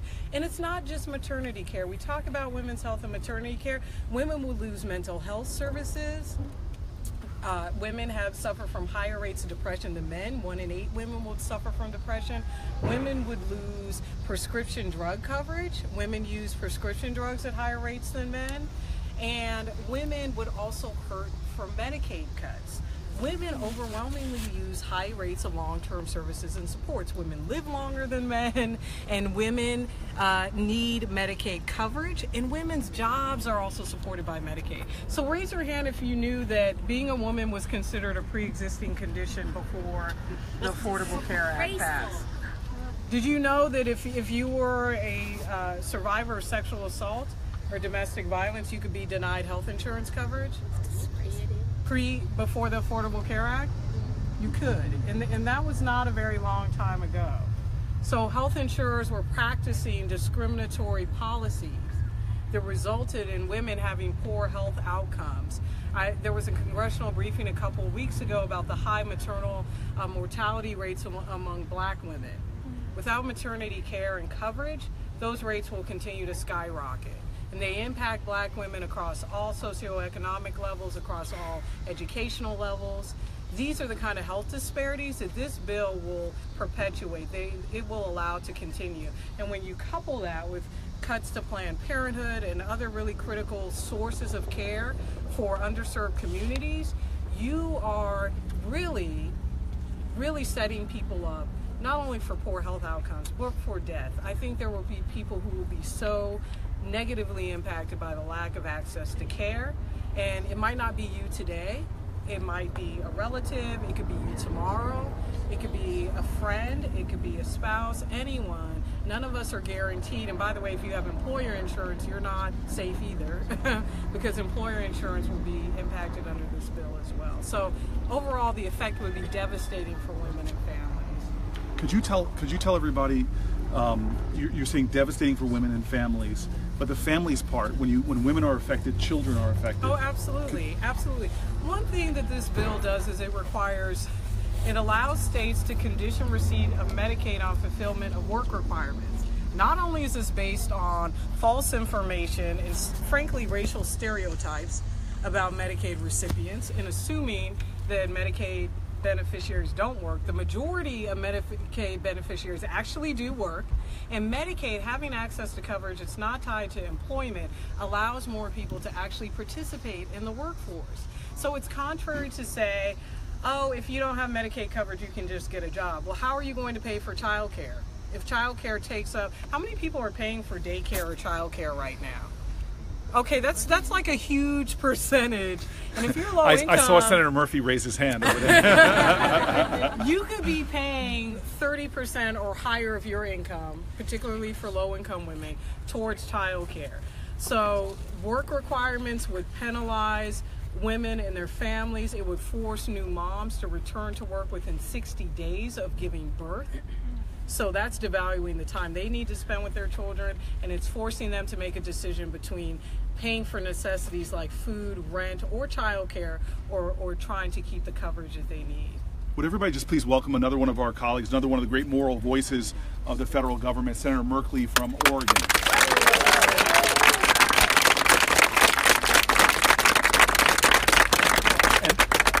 And I didn't know if any of my colleagues had any questions, because she obviously is one of our great leaders, but I don't know if any of you all had any thoughts or responses to what she said. Anybody? So I'm going to, before I invite the senator to speak, this has been very fortunate that the guy that kicked this off is Congressman Lewis. I don't know how many people have ever had the privilege of sitting in with Congressman Lewis,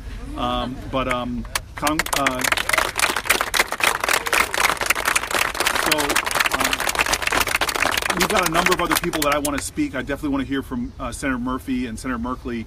But Congressman, I'm going to invite you to say some final words. I know you came off of a very long weekend. You just flew in time to vote.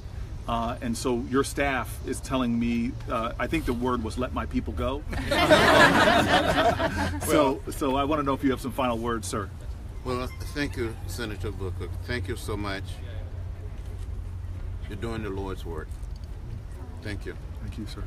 I think many of us are called at a time to be witness to the truth. You have to tell the truth and speak truth to power. You have to find a way to get in the way, to get in trouble, good trouble, necessary trouble, to change things. So I appeal to each and every one of you to go out there and do your very best. If you fail to act, then history may not be kind to us. We cannot let the American people down. You see all of these senators here. They believe that we can change things, that we can create a better way. Senator Booker, my friend, my brother, thank you for inviting me to participate. Thank you, sir. Thank you. Thank you. Thank you. Would you all give a round of applause?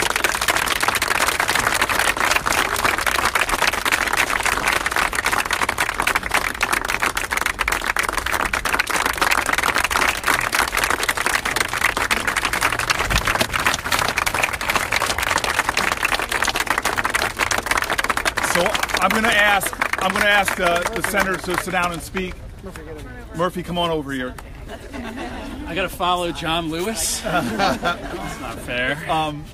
Everybody, just real quick, Chris Murphy has been one of the more extraordinary leaders and friends of mine since I've gotten to the United States Senate on issues of great moral urgency. He is one of those people that stands up and speaks. And I'd like for him, he gave a speech earlier tonight on the Senate floor, but we like this idea of having a little bit of a sit-in and a speak out on the Senate steps. So I would wonder if you could share with us. I wish you had those charts that you had. I got good charts. You have some good charts in the Senate floor. But do you want to share with folks some of your thoughts? I'm just going to share with you two stories real quick. So the three of us here, Cory's working on it, but the three of us are Brian, me, and Kirsten are amongst the few here who have young kids, right? Who have little guys and girls at home. And so I've been thinking a lot about them the last few days and more listening to John. I just want to tell you two quick conversations I've had with my two boys. So I'm sitting on the front step of our home with my 8-year-old. And my 8-year-old says to me, he said, I don't remember what we're talking about, but he says, Dad, he says, what's the point? I was like, of what? What are you talking about? He says, what's the point of this? Is it a this? You mean like our house? You mean like school? No, he said, why? He said, what's the point of this? Like, why are we here? I was like, oh my God, he's 8 years old, right? He's asking, and I gotta start talking about the meaning of life. And I gave him a couple, different takes on it. I was pretty sure all of them were wrong, but in the end, I just settled on, I think we're here just to do good. Right? I think we're just here to try to do good things for our neighbors and for our friends. And I think additionally, for people like us, Owen, people that have the security of getting up every day, knowing that we have a roof over our head and that we're going to have food on our table, that the obligation is probably a little bit bigger. I think we got to work a little bit harder to do good than everybody else does.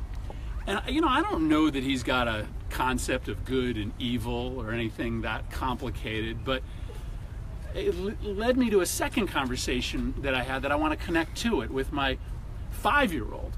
I'm talking to my 5-year-old about all this work that I do on healthcare, and he's not terribly interested in it. But he had this one question. He said, Dad, he's like, why would you let somebody that was sick not see a doctor? Why, if you could choose to let that person see a doctor, wouldn't you let them do it? Right? And from the eyes of a child, this idea that in like the most powerful country in the world, a country that has all of this great stuff that's available to a 5-year-old or 8-year-old or a 43-year-old, why would you choose to let somebody get sick or die just because you can't get them to a doctor? And I don't know, I just put the two of those together. And I think about the challenge presented to our colleagues today, right? You went through all of this trouble to get this amazing job, right? To be a United States Senator, to be one of 100. You have the ability to help people in a way that almost nobody else does in this country. Forget the nuts and the bolts of the bill before us. Why would you choose to use this power to do something this damaging, right? Why would you fight so hard to get to the United States Congress and then use that power, use that ability to take from people that basic ability to see a doctor, to get well if they're sick? I think the point of this whole thing, right, of life is to do good, is to try to make people's lives better. And we have the ability to make sure that everybody in this country can be healthy. Why would you choose to want to go backwards? And I guess I just finish with this. I I think what you're doing is working. I mean, I think Brian's exactly right. Don't worry about calibrating your advocacy too tightly. Just do something tomorrow. Just do something tomorrow night. Just do something on Wednesday. And I think what we're seeing, maybe, is the beginnings of a moral reckoning happening inside the brains and the hearts of some of our colleagues, right? This is coming to us, not away from us, right? As every hour passed today, we had more of our colleagues saying, I don't like what I'm looking at. I'm going to vote no on the motion to proceed. And maybe that moral reckoning that my two sons, right, think should happen in all of us is happening for some of our colleagues. This is about, you know, coverage rates and premium increases, but this is also just about what's right and what we have the ability to do, those of us that have been given this awesome, amazing responsibility. And I think I'm commanded to think about this fight in those terms, you know, sitting next to John Lewis. Awesome. Thank you, Chris. Thank you very much. Woo!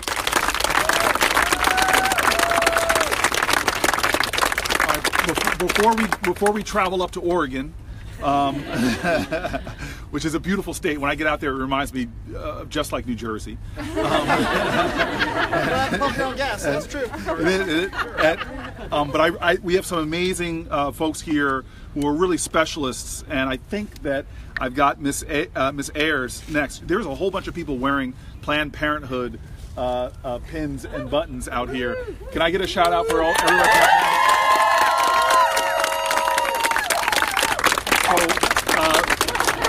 Planned Parenthood will come out for this little sit out in Moss, but I wonder if you could introduce yourself and tell us a little bit about how this bill might impact women and men all across America. Yeah, everyone. I'm Jacqueline Ayers, Director of Legislative Affairs with Planned Parenthood Action Fund and Planned Parenthood Federation of America.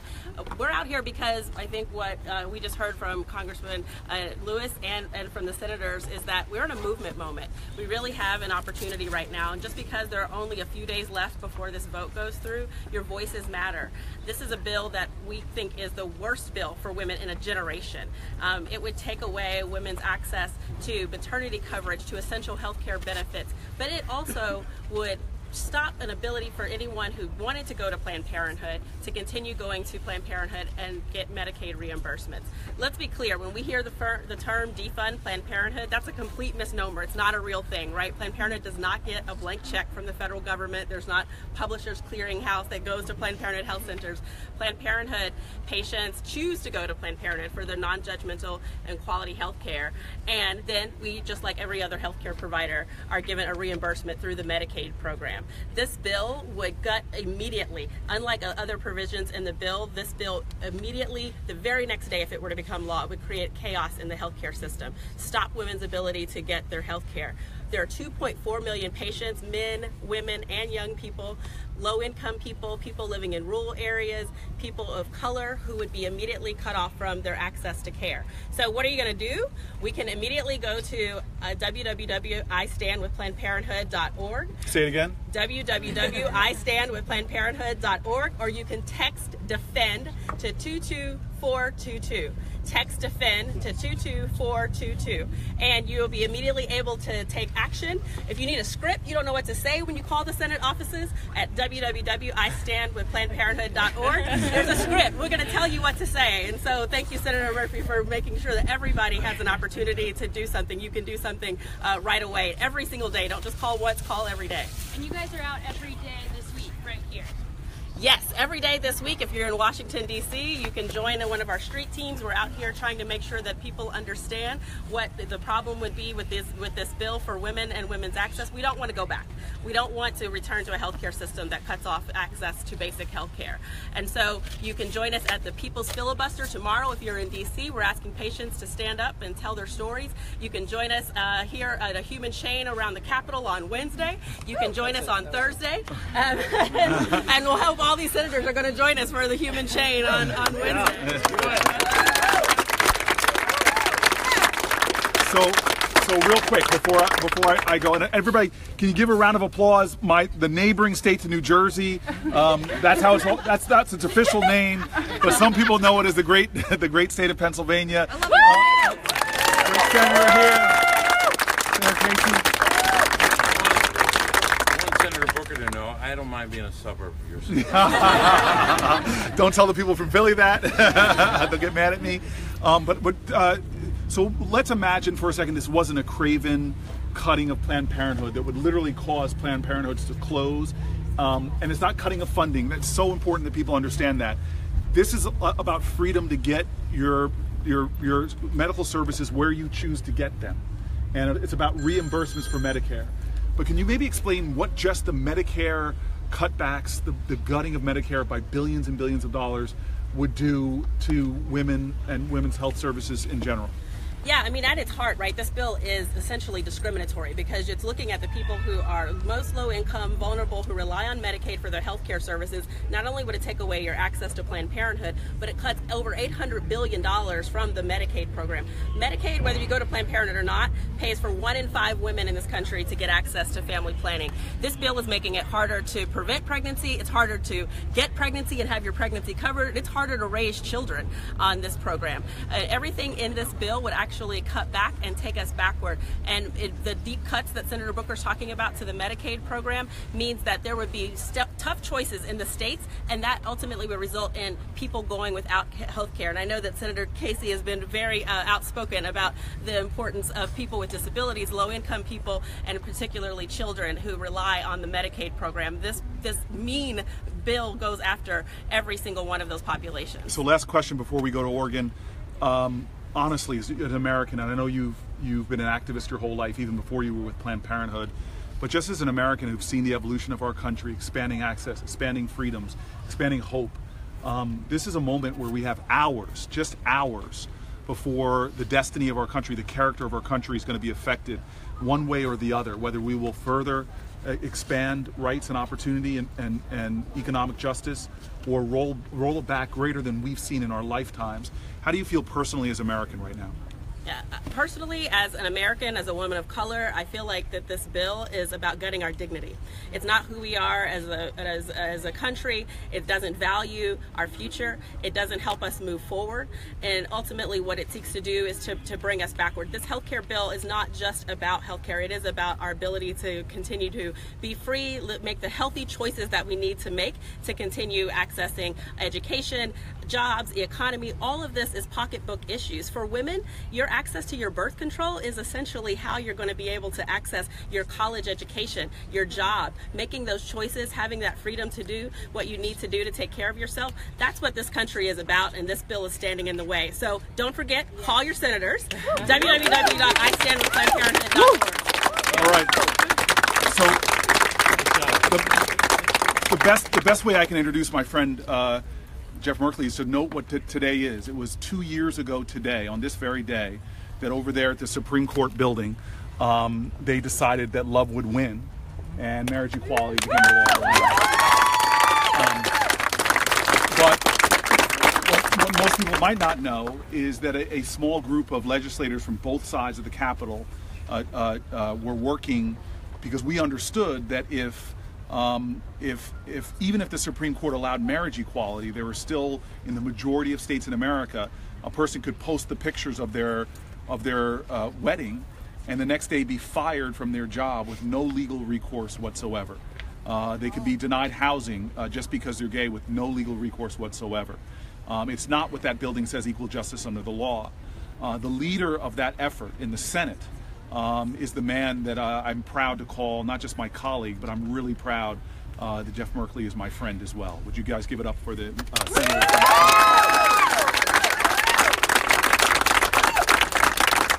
So he gave a profound senatorial speech on the Senate floor just moments ago. Now he's sitting out here on the Capitol steps doing the sit-in or sit-out, whatever this is. Could you tell the hundreds of thousands of people watching and the folks all now here gathered outside on the Capitol steps, what did you say inside, and speak from your gut? You can use bad language now. Nobody's going to rule. Nobody's going to rule 19 you here. Mitch McConnell will not say, and yet he persisted. Don't worry. Speak your heart, my friend. Well, I am so delighted to see you all here, and I know as I see all of you working on your phones right now, you're building the momentum for the rest of this week. And I think about how in the Senate you have highs and you have lows. And a real high that Cory just referred to was when we launched the Equality Act, and we were in the Johnson room where Lyndon Johnson had his office, and it looks out on the Supreme Court. And we walked in with Cory Booker and my colleagues and John Lewis from the House, and we faced this bank of television cameras, and over the top of them we could see the Supreme Court. We were saying, we are now declaring that we must end discrimination for LGBTQ community on the same foundation that we ended discrimination for ethnicity and race and gender back in 1964. And right. Thank you, Cory, for being such an absolute incredible partner on that effort. We haven't gotten that battle done yet, but to have that moment, and by the way, 46 out of 48 Democratic senators are now co-sponsors of that bill, which is tremendous, and maybe next 2 years from now we'll have 48 out of 48, but we still don't have a single Republican to stand with us. Nevertheless, it's still a high point that almost half the Senate is saying, yeah, let's end discrimination. And then we have this moment, this week, where just 3 days from today, our colleagues want to go to a bill stripping health care from 20+ million Americans. I can't even conceive of the damage of that. I have 36 counties in Oregon, and I do a town hall in every one of those counties each year. And some of the counties are very blue and have lots of people in them, but the majority are very, very red and don't have a lot of folks, or they're rural counties. And they were really upset with me back in 2009 and 2010 when I was advocating for Obamacare. And they'd come out and they'd say, Senator, why aren't you listening to us? You know that the majority of us are opposed to this Obamacare bill. And I said, I'll do better than just listening to you. Let's get everybody in the room involved, and I'll describe the main features of the bill, and you all can tell me with your hands, step forward, step backwards. So I was like, okay, children staying on your policy to age 26. Oh yeah, step forward, we like that piece. And then I'd go on to say, hey, pre-existing conditions, you can get community pricing, the same price as everyone else despite your health care background. Oh no, we love that piece. Oh, how about an exchange where you compare policies, apples to apples, and choose the one best for your family? No, we love that. Well, how about subsidies for that working families can afford to buy these policies? No, that's great. And I'd go on through the list, and suddenly the person who had stood up and said how opposed they were to Obamacare would just be standing there going, I know there was something wrong with this, but I just can't remember what it was. And now you see that it's been in effect. The feeling in rural Oregon and across this country is very, very different. Not this immediate last weekend, but a week ago, I was out in 4 counties where I got the lowest vote in the state. I lost those counties by probably an average of 50% in my re-election. Went to Klamath County, Lake County, Grant County, Wheeler County, and folks came out to my town halls, and it was completely different. Those town halls were full of people who just feel so much anxiety over the fact that their health care is about to be ripped away from them. In rural Oregon and in rural parts of the country, about 1 out of 3 individuals is on Medicaid. And that number went up to 1 out of 3 as a result of Medicaid expansion. In Oregon, it's the Oregon Health Plan. We added in Oregon 400,000 people got coverage, and a tremendous number of them in the rural parts of our state. This bill, this mean-hearted bill that would wipe out that expansion of Medicaid, 400,000 Oregonians, you know, what is our value? What's our core value here? Isn't our core value that every single American should have access to affordable, quality health care? Yes. Isn't that the issue we're fighting for?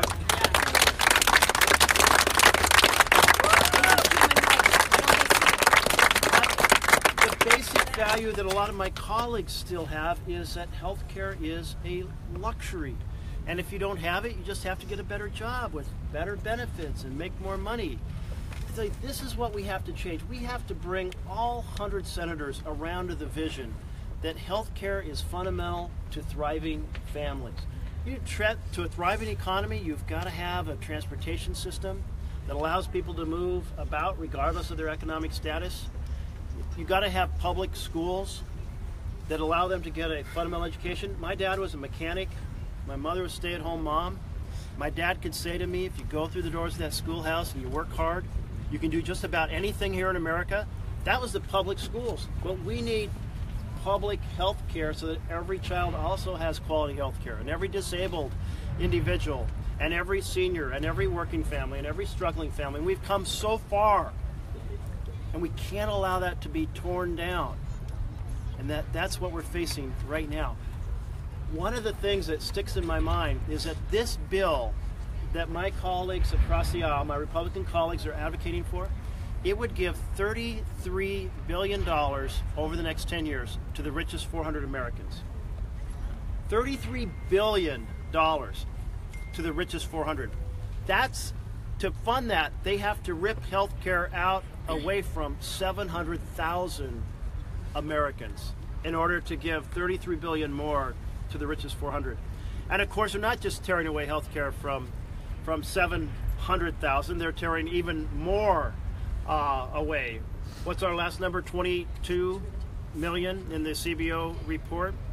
In Oregon, if you took those folks who just are going to lose their health care from the elimination of the expansion of the Oregon Health Plan, of Medicaid, and they were holding hands, they would stretch from the Pacific Ocean all the way to Idaho. How many of you have been to Oregon? Yeah. There we go. And the rest of you, come soon, because it is paradise. Absolutely paradise. You know, Cory Booker came and visited, and he canceled his plane flights out of the state. He was just going to stay. I seem to recall flying up there as a football player and beating the Ducks, but well, touche. But when was Stanford last in the national championship? Oh. Well, so if those folks were standing one after the other, if they were holding hands, they'd stretch, those 400,000, they would stretch from the Pacific Ocean to Idaho.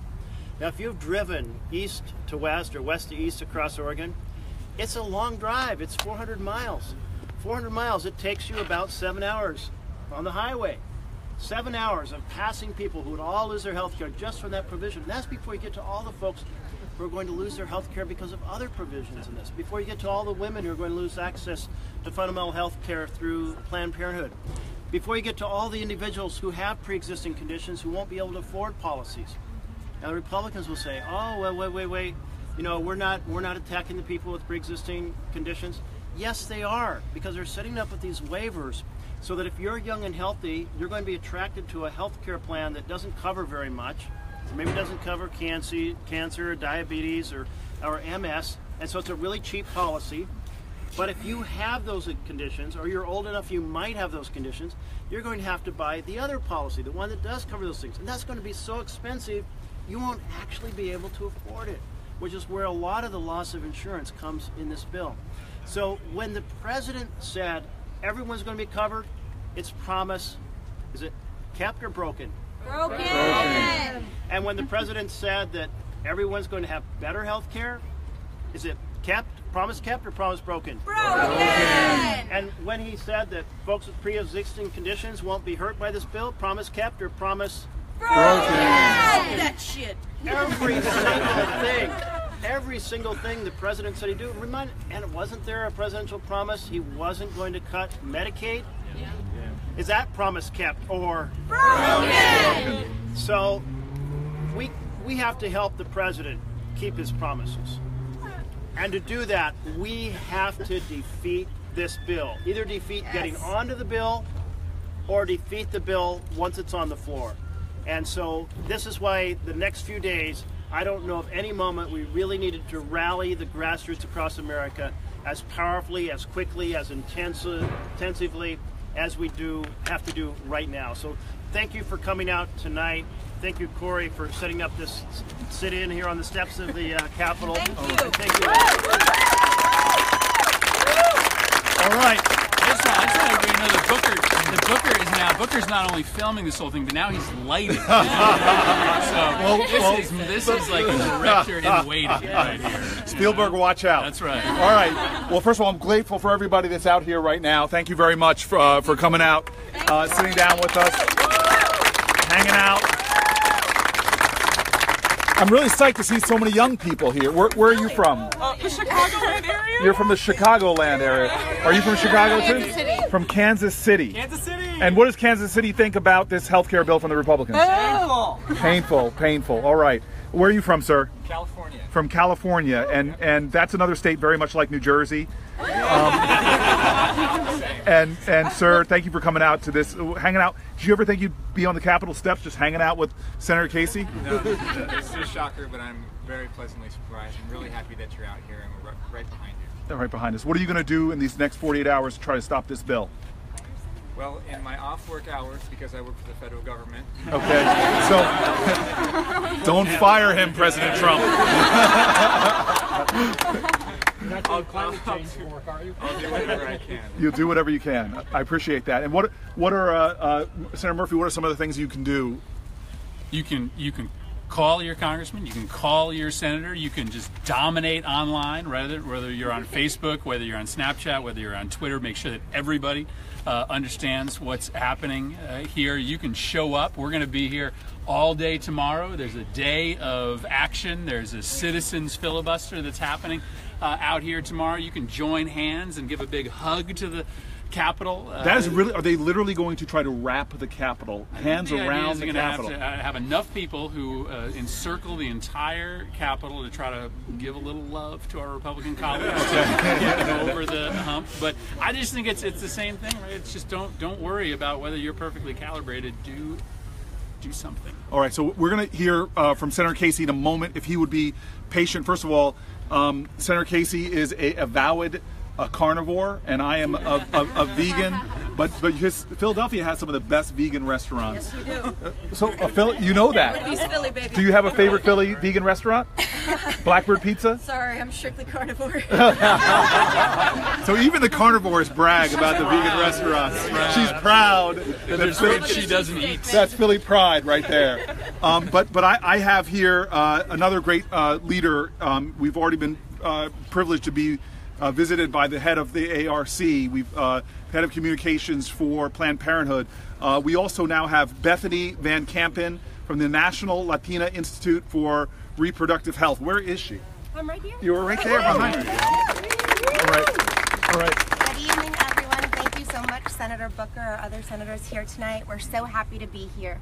I'm with the National Latina Institute. As we said, we are the only national reproductive justice organization dedicated to fighting for health, dignity, and justice for the 28 million Latinas and their families in the U.S. Today, when we saw the CBO score come out, our worst nightmares were again confirmed, right? 22 million in 10 years. I think it's 15 million in the next year alone. These numbers are appalling, but what we want to lift up is that this is going to have a disproportionate, devastating impact on our communities. We're talking about Planned Parenthood. In 2014 alone, I'm losing my numbers right now. 23 million patients were Latina. This is the safety net that our communities are relying on, particularly for preventative services. Cervical cancer is something that is absolutely 100% preventable, and yet Latinas have the highest cervical cancer rates here in the U.S. This is inexcusable. So by denying this type of preventative coverage, you're literally killing women, you're killing our communities, and we want to call it out for what that is and how serious that is. Further, this bill literally dismantles, disseminates Medicaid as we know it. Over a quarter of Latinos of reproductive age are enrolled in Medicaid. We refuse to stand by quietly to let this happen. The list goes on, what it does to essential health benefits, as we know, things like maternity care, newborn care, prescription drug services. These are services that we need every single day. And so I would urge you, just as everyone else here is doing, to please act. The time is now. This fight is real. We need you. And please do what you can, and we're going to continue fighting alongside you. And what do you advocate for people to do? We literally might have 48 hours, 52 hours until this comes to a vote. We need how many Senator Merkley? How many Republicans do we need to change their mind? We need 3 Republicans to change their mind. 3 Republicans. So what can we do, Bethany, to try to convince, to appeal to the moral compass of our colleagues? I think the best way to appeal to this moral compass is to share your story. Put a face to healthcare, that this is a fundamental human right. This is something that affects every single person here, and it's inexcusable to turn a blind eye to what is actually happening right now behind closed doors. So share your story. Come, if you're here in DC, there's plenty of ways to come to the Capitol, get involved with people's filibuster, but pick up the phone and call. It makes a difference, and let your voice be heard. Okay, rápidamente en español, podemos hacer un ejercicio. Necesita enseñar la comunidad aquí, ¿ok? So tiene un discurso corto para esta comunidad. You want to say something like, teach us something that we can say in Spanish. You know, how do you say, I don't want to say kill the bill. I don't want to say that, but what is a good thing we could say? What's a chant we could give to wake up? This might be in history, in the history of America, on the Capitol steps with 4% of the United States Senate. Might be the first. This might be most important. This might be the first time ever a Spanish lesson on the steps. What can we say? Bueno, no hay presión. There's no pressure. No pressure. Entonces, que quiero decir tal vez es que a votar a este acta es a poner una guerra en la comunidad, en los serbios, que necesitamos más que todo. Es un tipo de salud, tiene que a ver, me gusta. Okay, un momento. Hold on. The fluent Spanish. First of all, this is a war against the people, right? This is an attack on our communities. Yes. And I think that the senator from Oregon here, who is a master of all languages, do you have a chant we could say in Spanish? My Spanish from 40 years ago, working in a village in Spanish. That I would say is a village where? A village where? A village in Mexico. In Mexico. 40 years ago. Okay. Pueblo unido jamás será vencido. Oh. People united will never be defeated. Okay, say it slowly for everybody, because I want us to chant this loud, so Mitch McConnell hears it on the other side of the Capitol. Okay, say hold on. A Spanish speaker is I'm Mexican. Oh, lo siento, mi amiga. I identify with that. Okay, so you want to give him props then? Yes. Okay. How do you say I give you props in Spanish? Aplausos para usted. Okay, well, how do you say it slowly so everybody can say it? We'll try it together. I'll say it, y'all can repeat it. Un pueblo unido jamás será vencido. Faster. Un pueblo unido jamás será vencido. All right, guys, I give you guys a C+ in Spanish. I give you guys a C+ in Spanish, but an A+ in trying to stop this bill from becoming law. All right, hold on, a quick announcement. So I understand that the speeches are still going on the floor, and that someone here has gallery passes right here, waving his hand, and over here. So anyone who would like to go to the floor and add to the audience and the drama inside the building, just wanted you to know you could go right now. So if you guys are tired of being outside and want to go inside, hey, we're going to still speak. Senator Casey's going to be speaking soon. But if you'd like a gallery passes, raise your hand. But if you can translate Spanish, stay. Some gallery passes being handed out here. Yes, we have some. We have some over here. There is no yelling in the gallery. Congressman, I have a question.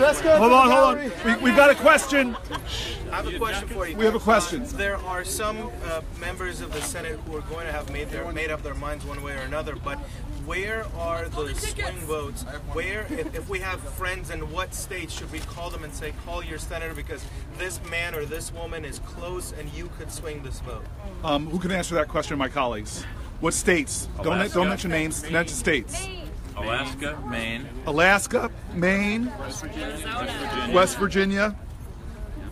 All right, Alaska, Maine, West Virginia. Wisconsin. Arizona. Nevada. Colorado. Ohio. Kentucky. Yeah. And if you're going to call Connecticut, call Connecticut and just give a hug to the Connecticut senators because they are fully supportive. Okay. Call us too. Call the Connecticut senators. All right, ladies and gentlemen, there's some more people I want to have speak, but I've kept Pennsylvania from you for long enough, and Pennsylvania is for lovers. Oh, I'm sorry, that's Virginia. That's Virginia. It's a Commonwealth. Hold on, but Philadelphia is for brotherly love. All right. Sisterly affection. So I want you all to know that Senator Casey is another one of those moral giants in the United States Senate. I've gotten to know him a lot over the last 3 years, and one of the things I've been just most grateful for him as a New Jersey senator is that when it comes to children's issues, especially issues around children's health, he is one of the champions, if not the leader, on issues facing kids in the United States Senate. There's no greater voice for the future of our country than the gentleman that's about to speak here. So would you please give a round of applause to Senator Casey, please. First of all, let's hear it again for Senator Booker for getting us together. Now, I am inspired tonight by two things. One is serious, one is not. The first one is I'm inspired you're here. This is remarkable. People coming out, walking by and coming up, people on short notice, and you're doing this for your country.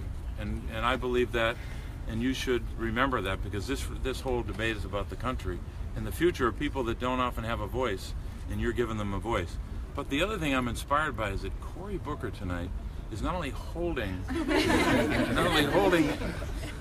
that instrument. What is that, an iPhone?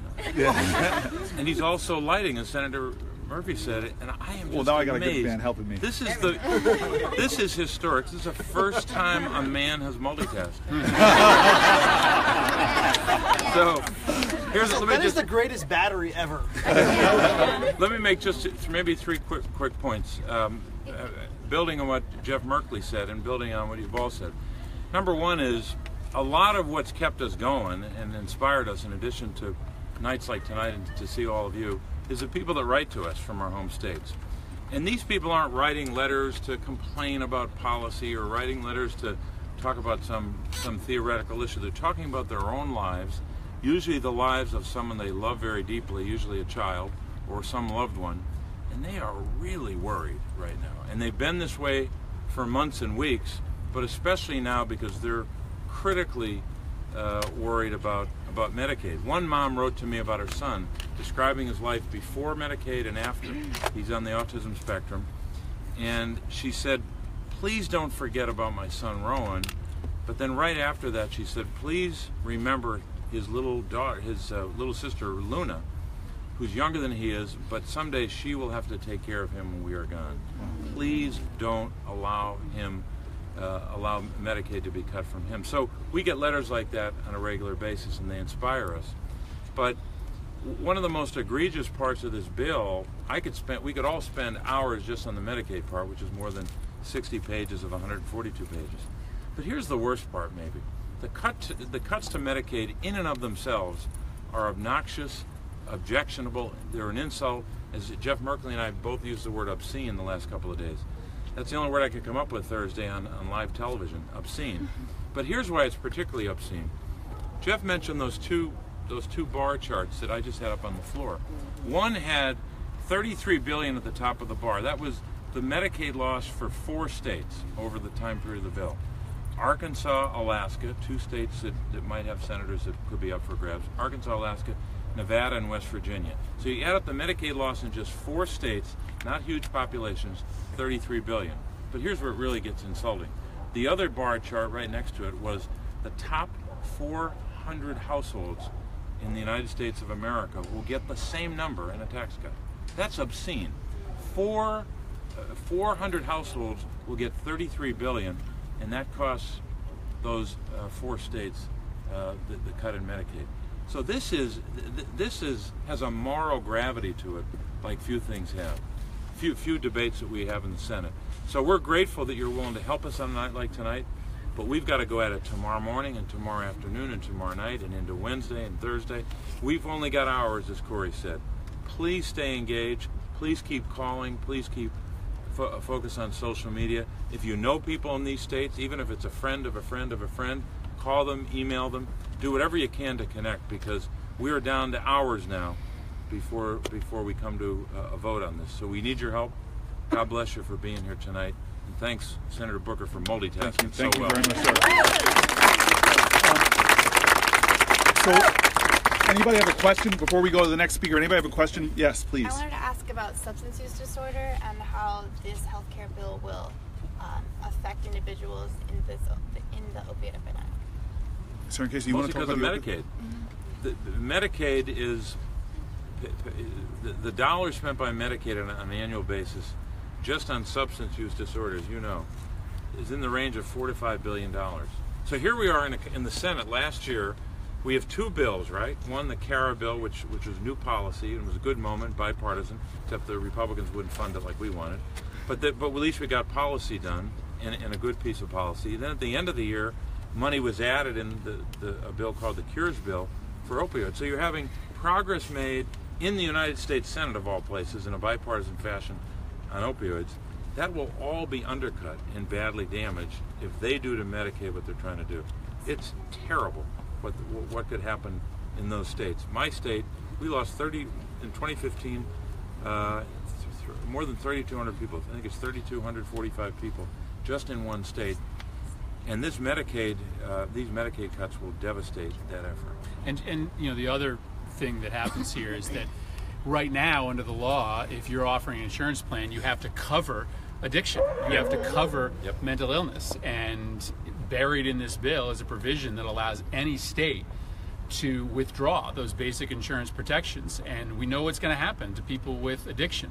You're going to go to sign up for a plan. They're going to ask you, right, whether you have a history of addiction. You're going to say yes, and then all of a sudden you're not going to be offered a plan that covers addiction because the protections built into the law disappear. And so CBO, in their report today, singles out people with addiction. They say that they are going to be specifically targeted for harm because insurance plans that cover addiction are just going to disappear. Can I make one point about the CBO report today? This is about Medicaid. You know, this is supposed to be the more moderate bill, right? That terrible House bill, and it got a bad CBO score. 23 million people lose coverage. Today it comes out, and the number uninsured would be 1 million less. But guess what? The Medicaid enrollment reduction is higher in this bill. Page 17 of the CBO House analysis says 14 million people will lose their Medicaid. Page 16 of this CBO report has that number at 15. So the Medicaid number goes up by 1 million people that lose Medicaid. Do you want to talk about rural hospitals real quick? Especially you two gentlemen. Connecticut, New Jersey do have some rural areas, but you all have probably many more rural hospitals than we do. It's one of the things I think a lot of people have forgotten about in the last couple of years. Now that Medicaid is on the chopping block, we know that, for example, in Pennsylvania, here's one way to say it in my state. 67 counties, 48 are considered rural, right? And in those 48 rural counties, we went through and counted up the top employer in all those counties. 28 of 48 rural counties, the number one employer or the number two employer is a hospital that already have really tight margins. So rural kids and adults living in rural areas will be adversely affected by the cuts to Medicaid. We also have it's a little less than 280,000 people in rural Pennsylvania that get the benefit of Medicaid. We have to remind folks about the impact on rural communities as much as the devastation of our cities when it comes to Medicaid. Jeff, you want to add anything? Oh, you bet. It's a devastating impact because in rural Oregon you had such a huge amount of uncompensated care, which meant that the clinics and the hospitals were just holding on. Yeah. Now, in one of the very northeast corner of my state, there's a county, and a medical director got on the phone the other day and said, our clinic in Enterprise doubled in size. And that means we're having a huge amount more health care for our community. They've gone from 20-something employees to 50-something employees. You had 6 employees in a lot of towns, small towns, it's a lot.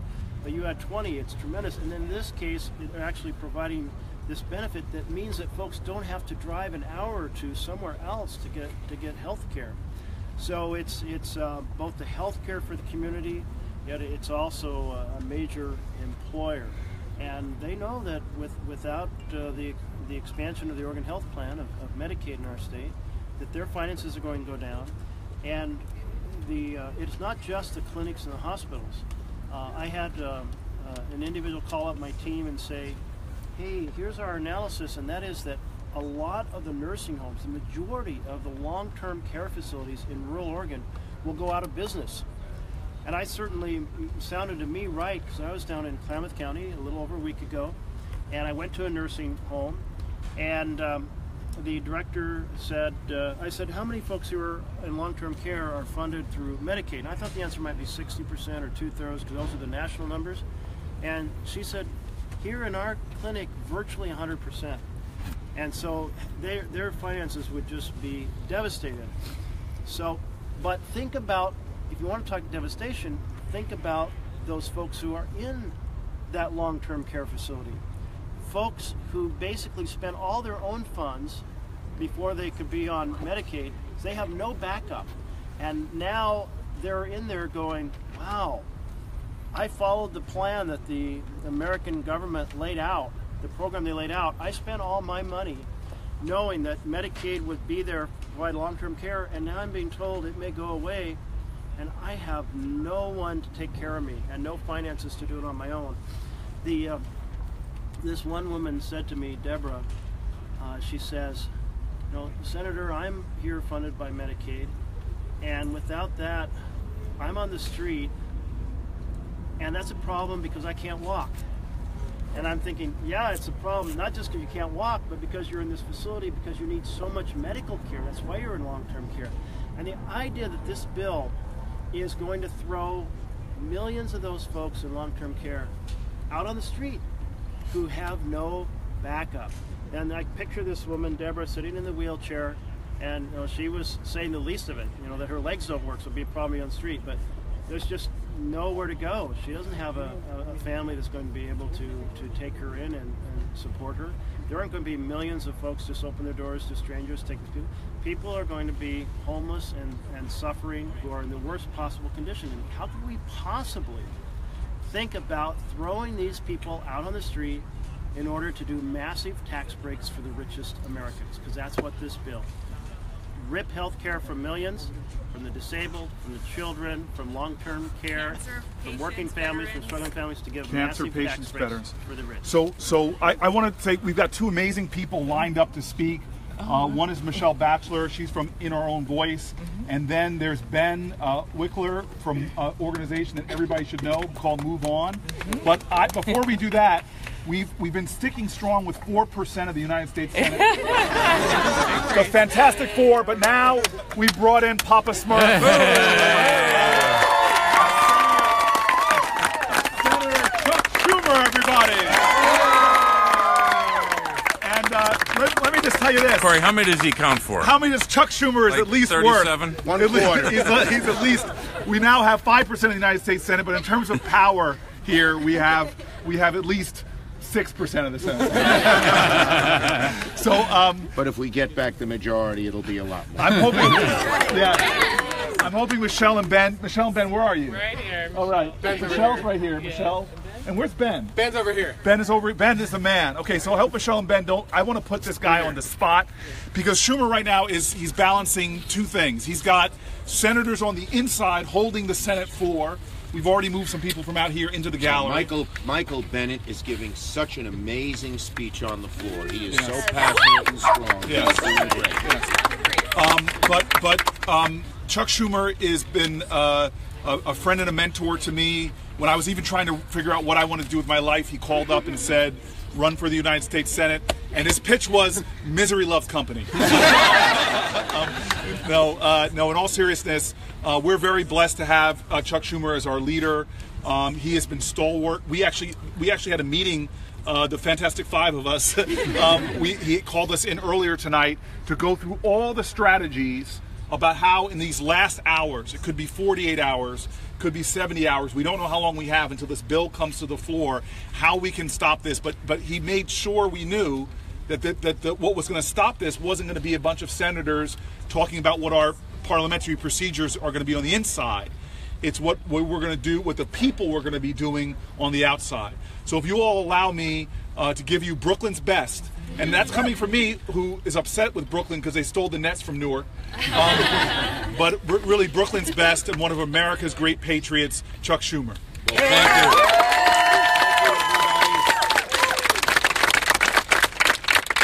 Well, thank you, and I want to thank Cory and Chris, Bobby, Jeff, and of course all of you. And first, let me thank you. You know, our job is to try and do what we can in the Senate. Without you, we would not have gotten as far as we did, and we have. You have given passion and meaning to this. I started out in politics when I was about your age. I was Which 18. age are you talking about? Meaning a lot younger than me. Young enough to be my children and a half. You know, not grandchildren, but more than children. Oh, okay. But what I'm saying is, I started in the Vietnam War. We toppled the most powerful man in the world. We got him to say he wouldn't run again because we knew the Vietnam War was wrong. And there was passion on the streets.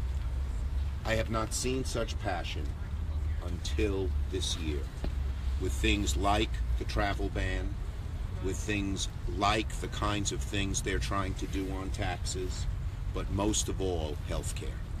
And it's because Americans realize the harm that would be done.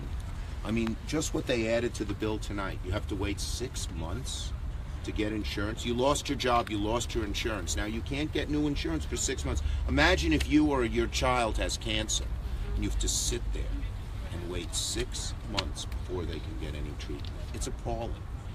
And they're doing all these things, taking away opioid treatment, kicking people out of nursing homes, all to give tax cuts to the wealthiest of Americans. Under this bill, if you make over $1 million, you'll average $57,000 in tax relief. The hard right has wanted to do two things for 30 years.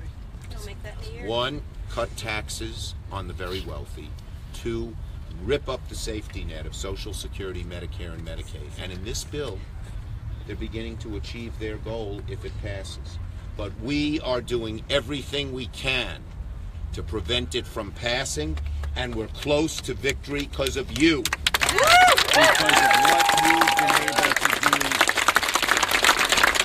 Mobilize people from one end of the country to the other. They have a better message machine, but only 18% of Americans, even a majority of Trump voters, know Trump care is for the birds. And that's because of you. So thank you, thank you, thank you, and keep it up. We have not won this fight. We're getting close. We're closer tonight than we've ever been to defeating this awful bill. But we have to keep fighting and fighting and fighting until we're sure it is dead. We're right on the edge. Tell everyone at home, tell everyone you know. The doctors have been great, the senior citizens have been great, the nurses have been great, the workers in the rural hospitals have been great. So thank you all across America for making your voices heard. We can speak truth to power and win this fight. So Chuck, there were some questions. There were some questions out here that were really constructive questions, and one of the questions was just specifically where do we target our energy right now? And I wonder if you had some specific tasks. Well, I don't know if you heard, but tonight Susan Collins tweeted that she's voting against the motion to proceed.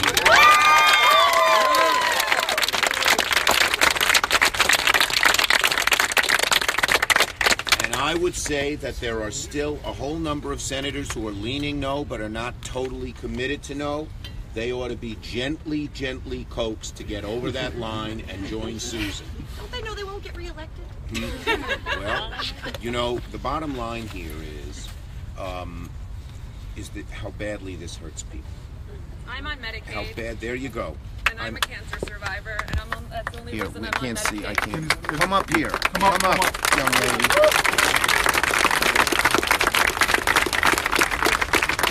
Just say your name and where you're from. Tell us. Hi, I'm Xenia Ryback. I'm from New York, New York, and Yes. I'm meeting with your people tomorrow. You're not from New Jersey. I was born in Jersey. She was born in Jersey. I moved to New York. I'm getting treatment at Memorial Sloan Kettering. Have you ever been to Connecticut? No, but No. Wait, but I'm Ukrainian, so I know you've always supported the Ukrainian population, and I know your family, your relatives are Ukrainian. They are. Do you want to live in Philly? Best cheesesteaks, come on. Vegan cheesesteaks. And go to vacation in Oregon. I've been there.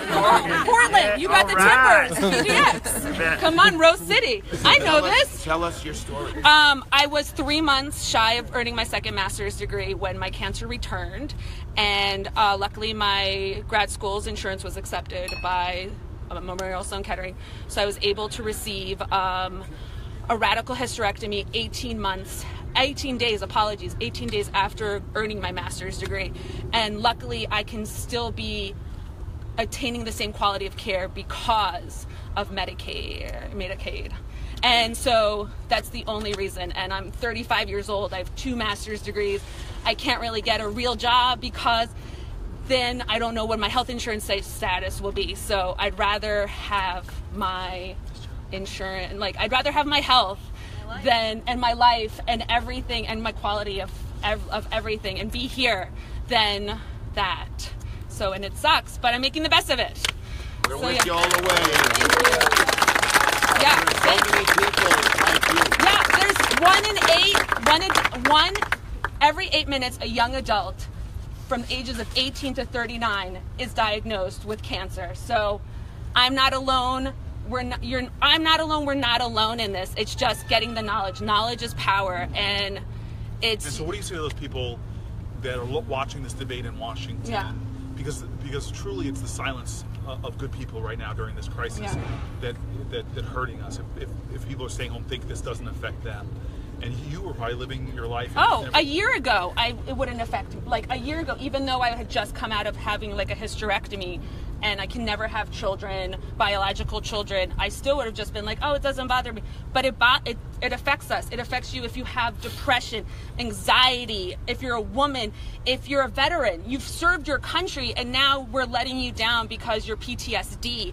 We're going to pull that out from underneath you from children that had no choice. They were born with Fragile X, any sort of medical issue that allows them, that's from being from inside of an incubator, NICU, any of those kids, ADHD, dyslexia. We all know somebody. We're all that person that if whichever center, I can't remember, we're one disease away. We're one horrible accident away. And then what most people don't understand is when you get older, and most people that are on extended adult daycare, adult nursing homes rather, most of those people are on Medicare.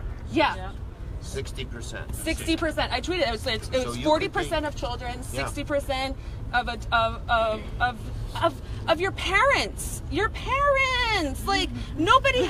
Nobody has a retirement plan anymore, people. That's, you're one accident away, one slip, one loose pebble on the street from breaking your hip and being down this horrible path that no one should be on. No one should be. We're supposedly the greatest nation in the world, and we're having this discussion. It's the saddest fact ever. My parents are refugees. They fled communism to come here for their daughter to be fighting for her right to live. It's not cool. It's really not cool. Yeah. Thank you for your voice. Thank you guys. Thank you guys so much. Thank you. I really appreciate you guys. Anybody else, before we get to some of our great speakers, anybody else have anything they want to share? This is like a community sit-in. Yes, sir. Should I go over there? Should I stay here? Well, stay there stay there. Just in case you're not from New Jersey. I'll be starting at Princeton in the fall. Come up here. What's your name, sir? My name is Jaime Sanchez, and if it wasn't for Medicaid, I would not be alive. I would not be going to school. I wouldn't be working at SEIU. I work for those home care workers that take care of the old people, the people with disabilities, the elderly. I was born with 2 rare diseases. I was born with 1 congenital heart defect, so bicuspid aortic valve disease. And the second rare disease is called Poland syndrome. It impacts 1 in every 30,000 people in the world. And I have 1 kidney, I have underdeveloped ribs, and a variety of other issues. My mom had been in the United States for 3 months when she had me, an immigrant from Mexico, and I think it was one of the most traumatic things a mother has to go through, to have a son with rare diseases in a country she didn't know with no money. But if it wasn't for Medicaid, how would I be alive, right? And I think this happens a lot, especially for immigrant communities, for low-income communities. The last thing they should be thinking about is how am I going to pay for my child to be alive, but rather how can I be the best parent in a new country and bring my family up with me. So I just want to say that now I'm no longer in that situation as an individual, but I still fight for my community, my cousins, and all my other relatives and friends who are on Medicaid, because it still impacts me as an individual. I'm alive today to fight for everybody else to have Medicaid, to be able to not think about what next tragedy, what economic crisis will kill me the next day. So I just want to thank you, senators, for really fighting for little kids up until we're all grown and still. And so now you're organizing for SEIU, which I'm really grateful, because something else that Senator Schumer is leading us in is this fight for 15, to make sure that we are a nation. If you work a full-time job, you're not below the poverty line. That's right. But for those Americans right now that are working full-time jobs, struggling to make it, like contract workers for airlines, for example, that I know SEIU is trying to organize. Absolutely. Those folks are working full-time jobs. I know a lot of them that are my neighbors, my friends in Newark. They don't get health care. They don't get health insurance. And so they have to find a way to get it. Yeah. And so tell me about that concern of yours, that severe challenge that you see in everyday Americans, that because of the Affordable Care Act, the expansion of Medicaid, they've been able to hold on. But what happens if we pull back Medicaid? What happens? That's right. I mean, I think when, in particular for home care workers, right? 75% of home and community-based services are paid for by Medicaid. If we rip away Medicaid, that leaves not only tens of thousands of seniors and people with disabilities without the ability to live independent lives in their homes, they're forced to go into nursing facilities, which costs not only more to us as taxpayers, but cost them the dignity of living in their own homes. Amen. If you can imagine your life, you're 65, you're 67, where would you rather live? In your own house with the dignity of your living room, the dignity of your own bed, or be relegated to a nursing facility? And in fact, we see greater outcomes in the health of individuals that can stay at home and receive the help that they need. And this is true for the janitors that are part of our union. This is true for really everyone in our union, right? That working people have never been so robbed of their everyday rights, and the attack on the working class has never been so aggressive as we're seeing it right now. We like to call, I like to think of my community where I'm from in Fresno, California. These are frontline communities. It's not just about healthcare that's really important, but it's also the intersections that we live in, environmental justice. And when the environment is bad for us, it impacts our health. So when we pull out of the Paris Climate Agreement, and then we get sick from the pollution of the earth, and then the healthcare is taken from 22 million people, right? It's a vicious and very quickly growing snowball.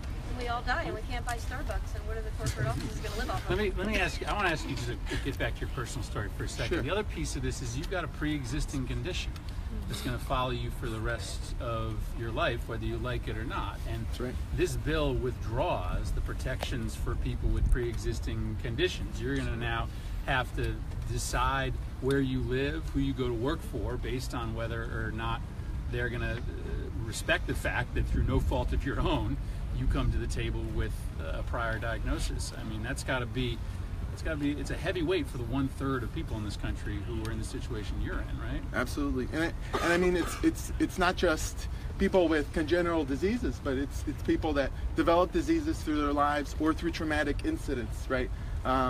You know, a lot of my friends who are survivors of sexual assault worry that you know, something might happen and that is a pre-existing condition. And how unfair is that, to go through something so traumatic and still have to worry about your health care through no fault of your own in the same kind of way. So you have 5% of the United States Senate here. What do you want to say to the other 95%? I think, especially as a young Latino, as a young person of color, how many? You said young Latino. How young are you? I'm 23. My birthday's on Thursday. I'm turning 24. So your birthday is on the day this bill is supposed to come up for a vote. And I will never forget what happens. But you know, I'm a first-generation American. There are more of us watching, especially young millennials, that enough is enough. This is not politics as usual. 95% that aren't here, we're watching, we're waiting, and we're going to vote, and we're going to be active. And this is just the beginning of a movement, much like Senator Schumer saw back in the day. And we need you, and this is a message to everyone, we need you to stay active. You're our only hope. They have much more money than we do. They have a whole media machine. They have so much, but we have the people on our side. And as long as the people united will never be defeated, we will win this fight. All right. Yes.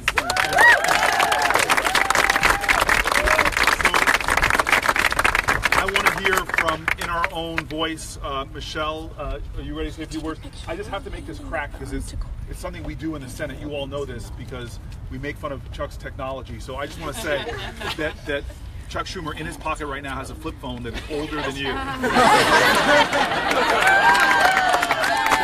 are the same age. Your battery probably is not dying right now. I cannot be 3 more days of battery life. Thank you. Give it up, please. Thank you. You're going to be in Jersey. You're one of mine. So my staff get this information. Michelle, awesome. Yes. Introduce yourself. Let people know about your organization and slide over a little bit. Thank you all for staying out here. Thank you for having us. I'm Michelle Batchelor. I'm with In Our Own Voice, National Black Women's Reproductive Justice Agenda. And we're part of a coalition of organizations throughout the country that represents black women specifically around reproductive justice issues. And when we're talking about reproductive justice, we're talking about the freedom, the right, the human right to make the choice on how you want your family to look. How you, if and when you have children, and how you raise those children in a safe, protected environment. But it's about choice. And this health care bill takes away all choice for us. We really feel like this is an attack on women. And it's not just about health care. It's about economic justice. It's about racial justice. We know that women, there's pay inequity. I think you just mentioned. We're already starting at a deficit. You know, most of us do not have a savings account or, you know, a retirement plan. So we're one, you know, pre-existing condition, one illness away, our child getting sick, to being subjected to poverty, to, you know, it's the difference between quality of life. And that sounds something rhetorical, Chuck. What was the #1 reason why people were declaring bankruptcy before the Affordable Care Act? Was health care. Couldn't afford it. Yeah. And you say about women's rights, they're writing that bill with 13 men in a room, not one woman in the room. No wonder the bill doesn't help women. By that, I mean, the fact, I mean, it was bad enough they were doing it in secrecy. If they really felt like this was a good bill, they would have included us. But the fact that it's 13 men making decisions about our reproductive health. You know, we rely on Planned Parenthood. We rely on the public hospitals that you're talking about. We rely on Medicaid. And so when they're talking about taking away and deregulating Medicaid in allowing states to waive essential health benefits. That's our prenatal care, that's newborn care, that's mental health care.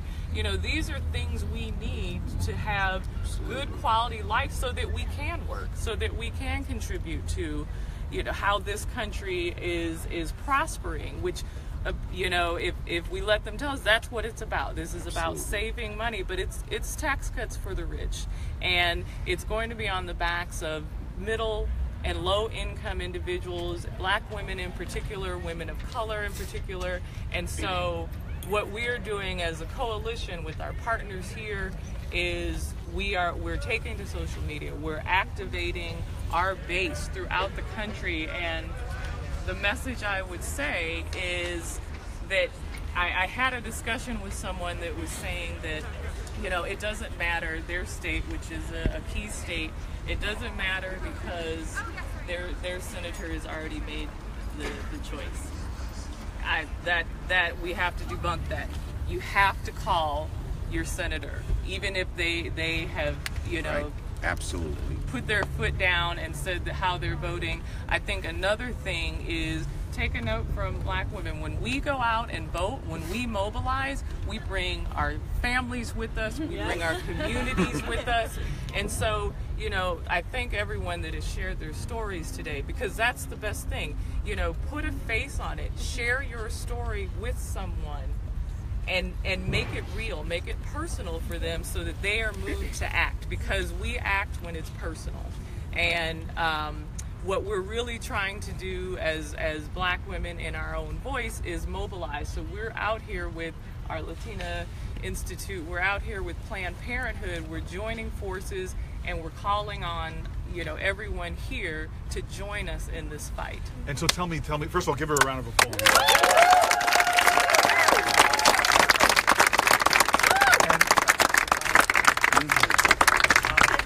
And could you talk to us about Planned Parenthood and what's happening with this bill? Yeah. I mean, the thing with Planned Parenthood is they're, they've specifically named Planned Parenthood. That's how you know this is personal. This is a target on women. And, Planned Parenthood provides the quality care that is missing, the gaps that are in communities, in rural communities, in states. Planned Parenthood fills those gaps. So if you take that away, you're taking away screening for cancer, and we know that women of color die disproportionately from cancers that are preventable, that with early detection can be treated. We're dying from these things. Family planning, they would have you think that abortion is the only thing that they do. It is something to do, and we have the right and the choice. 97% of the health care Planned Parenthood does is not abortion. Right, but that's our women's choice. Health. Yep. It's women's health, and so we need contraceptives. Planned Parenthood provides contraceptives for us. The resource that and the gap they fill will not be replaced. They would lead you to believe that community health centers can fill this gap. Community health centers have stated themselves they can't fill this gap.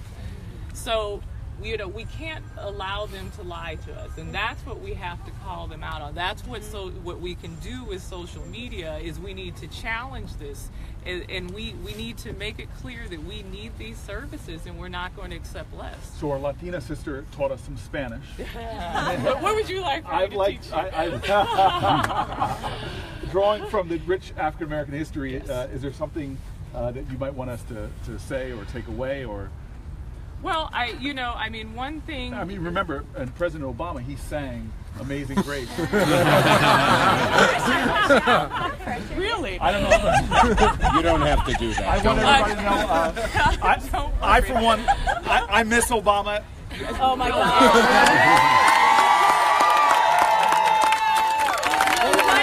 Hold on. I miss her husband too. Yeah.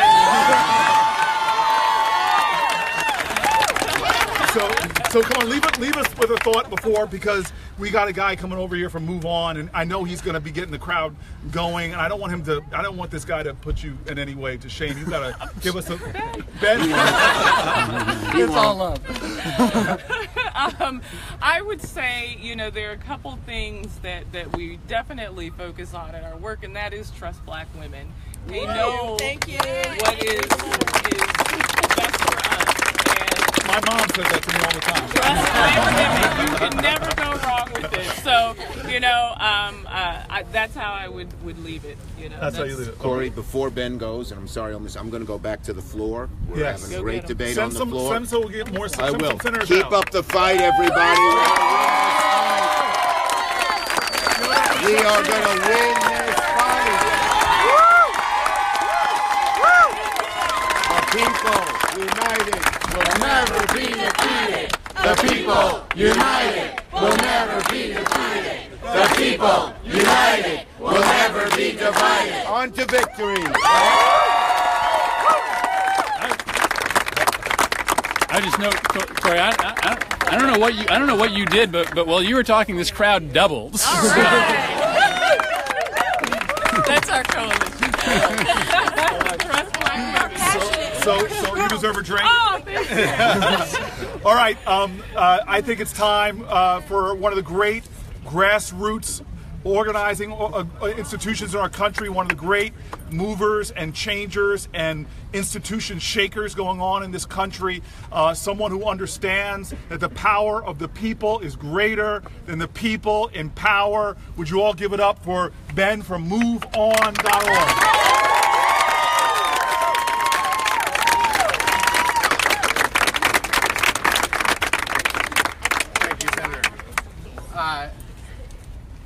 Can I just ask, who here is not going to do anything about healthcare after tonight? Is there anyone here who's not going to do anything? Who here is ready to fight this week?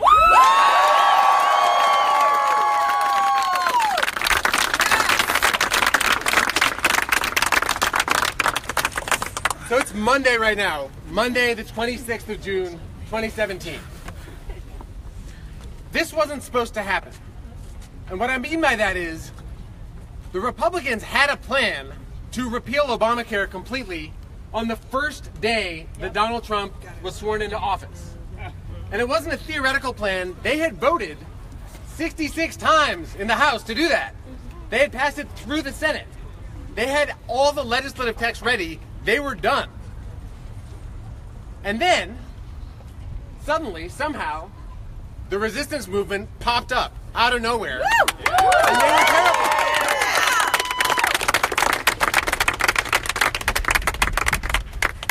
I'm going to talk a little about what's going to happen this week, but it's just worth remembering what's already happened. It is a political miracle that the party that ran for 8 years on destroying our health care, the party that voted for it over and over and over, the party that promised and vowed to do it on day one, the party with control of the White House and the House and the Senate, has failed for 6 long months to do their number one legislative priority. And that's because of you. That's because of everybody who's been fighting.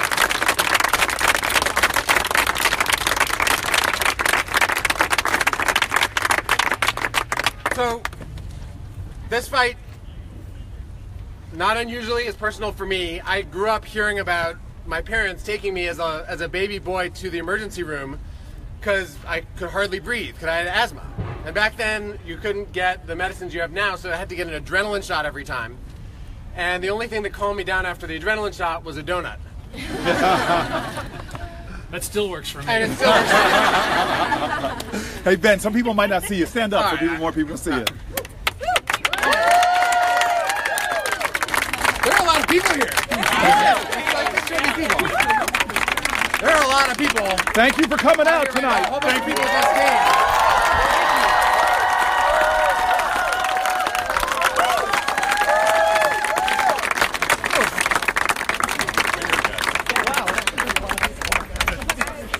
Who here put tonight's event on their calendar last week? I got one person. Who here showed up right now because this is what is going on, this fight? So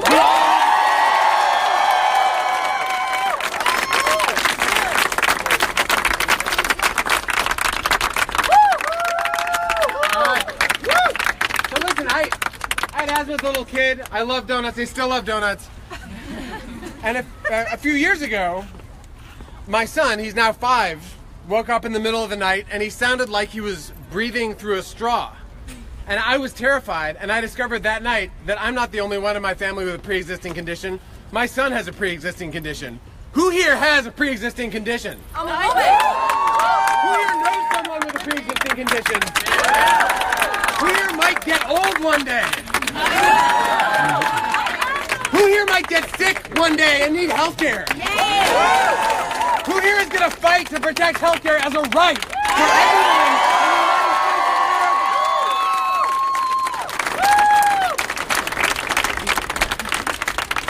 There are 52 Republican senators. Boo.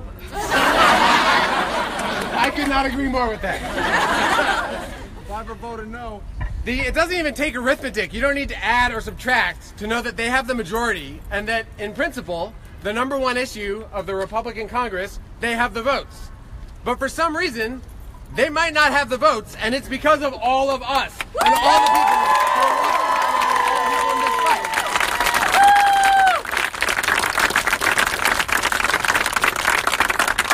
So it is amazing that we're here and they still haven't done this. And it is amazing that there are senators coming out now, Republicans, and saying they might not even vote to proceed to a final vote on this thing. But I want to get... It's good, right? It's good. I'm not going to lie, it's great. But we should be really honest with ourselves. We should be really clear. You do not get very far in life betting against Mitch McConnell. This is a guy who plays the long game. This is a guy with a plan. And what we saw in the House could very well happen in the Senate. Do you remember in the House, Fred Upton came out and said there was no way he was going to vote for the Republican health care plan? And then he had a meeting with Donald Trump, and they threw a few $1 billion at him, and suddenly, oh my goodness, the momentum's on their side again. All the Republicans are coming on board. And they swooped it through the House before the country even had a chance to wake up. That could happen in the Senate. Boo Fred Upton!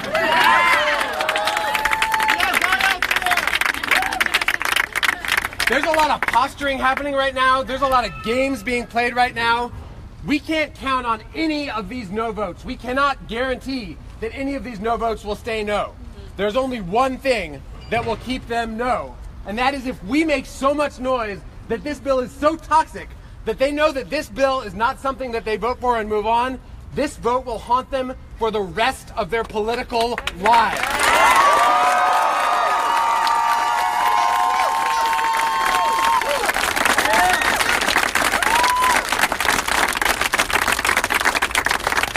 So let's get specific. What do we do? The first thing I want to say is to people that are watching right now, and there are a lot. How many people are watching right now? There are like thousands of people watching on Facebook Live right now. Thousands of people right here. Yeah. And there's a ton of people here.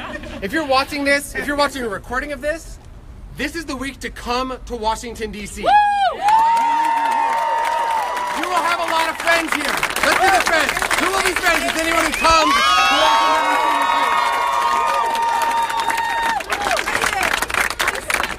If you are retired, if you're on summer break, if you just lost your job, yes, thank you, summer break people. It's time to get on a bus or get on a plane or row your boat or whatever it is. Because we need people. At the end of the vote on the Affordable Care Act, thousands of Tea Partiers descended on this Capitol. And there are a lot of Democrats who hesitated before they cast their final vote, even though they knew it was the right thing to do, just because they could see how passionately people were against it right outside their door. This time, they're voting for something that they know in their hearts is the wrong thing to do.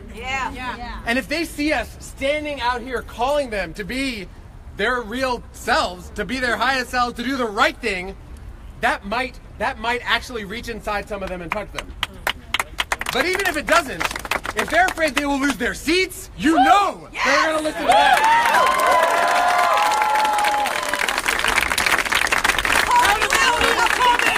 This is the first night, right? This is the night, this is the preview night for this fight. Tomorrow at 2 p.m., right here, actually in the grassy part right there, the people's filibuster begins. Who's going to be there tomorrow?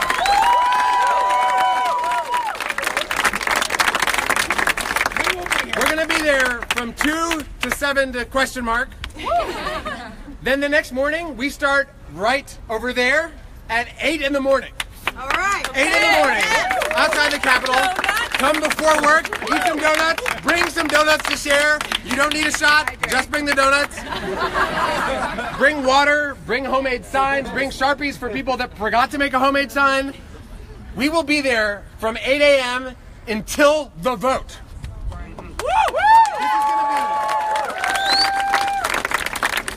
In the middle of the afternoon tomorrow, a bunch of faith groups, the reason why we're starting over there tomorrow is that tomorrow afternoon, a 24-hour interfaith vigil begins right over here. We're going to hand the baton to them. A group of faith leaders from faiths across the spectrum are going to be here camping out overnight. And all of us are invited to be part of this protest continuously, so that you cannot be a senator and look out the window and think that people do not care and that people are not ready to fight for their lives. At 5 o'clock on Wednesday, if there's nothing else you come to, come at 5 o'clock on Wednesday. And if you can't come at 5 o'clock on Wednesday, that is not an excuse. Come at 5:30 or 6. With donuts. But at 5 o'clock on Wednesday, we are going to encircle this entire Capitol.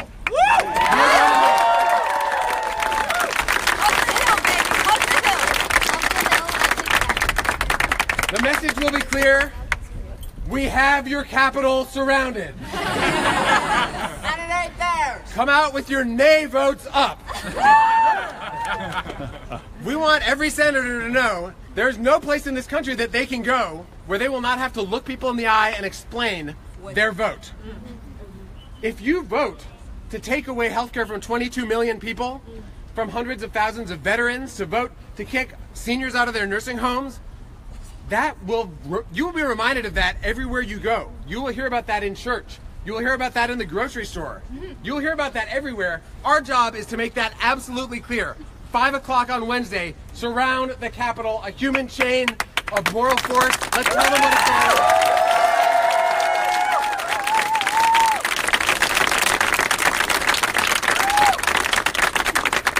And then on Thursday, we come and we just don't leave. Now, there are going to be a lot of amazing people here. I just got word the entire Pod Save America host team to Washington, D.C. They will be out here. You can come meet them. You can cheer for them. We can all be friends of the pod. This is a very exciting opportunity.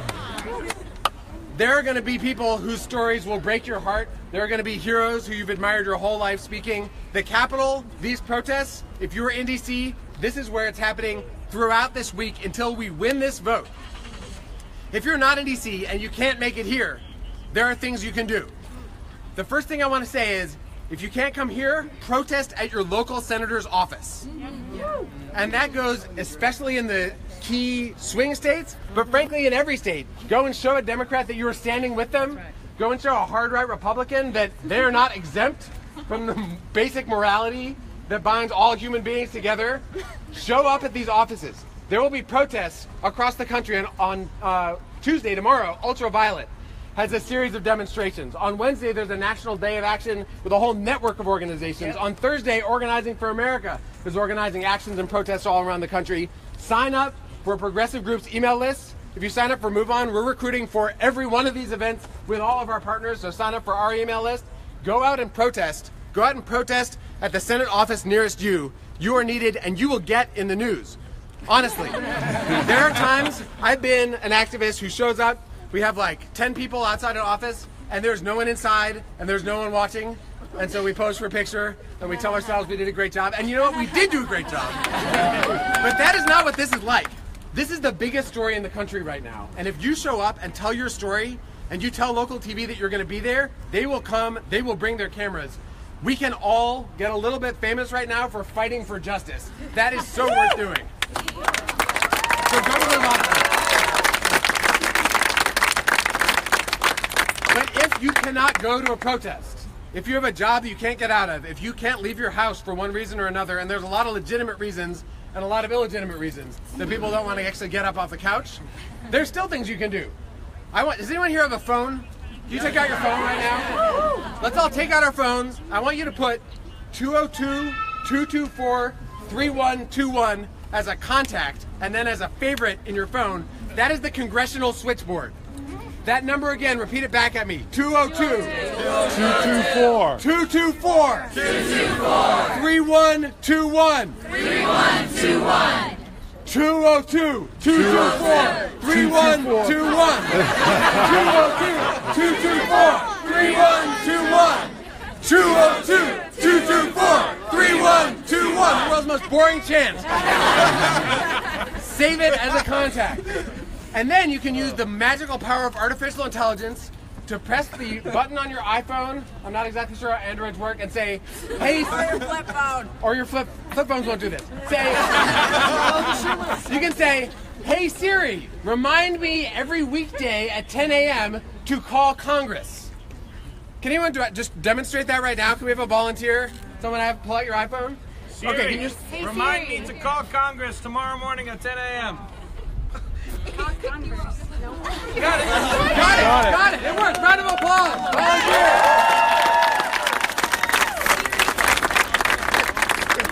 Your phone can make you a better citizen. It is amazing. Ask your phone to remind you every day. You can call Congress, and this week is one of the only times when I actually think just tweeting and posting on Facebook is a civic responsibility. Because this has to be like the Super Bowl plus the presidential election. Like, this needs to be something that no one can know, that no one in the country doesn't know is happening. This needs to be something that everyone is focused on, that everyone's talking about. And just by sharing something a few times every day, just by telling your own story to your friends, spreading the word right now, we can make this ricochet everywhere. The Republican plan has always been to do this by cover of night and then move on as fast as possible and hope that people forget. They want people to forget. And they will not do this if they know that this will be seared on the memory of every American through the next 2 years, through the next 4 years, through the next 6 years, so that everyone in office in this building right now is going to have to answer for their vote when they face their electorate. So our job is to make everyone know. It is to sound the alarm. It is to make so much noise that no one will forget. Can we make noise, you guys?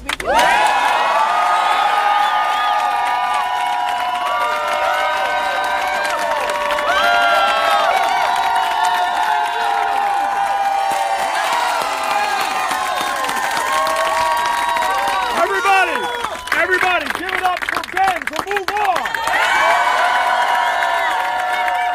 So look, we've been out here for about 3 hours, but we're not stopping yet. I want to invite another United States Senator to speak for it right now. He is a champion for justice, a champion for change. He comes from a great state because of its proximity to New Jersey. I bring you the senator from Connecticut. Give it up for Chris Murphy.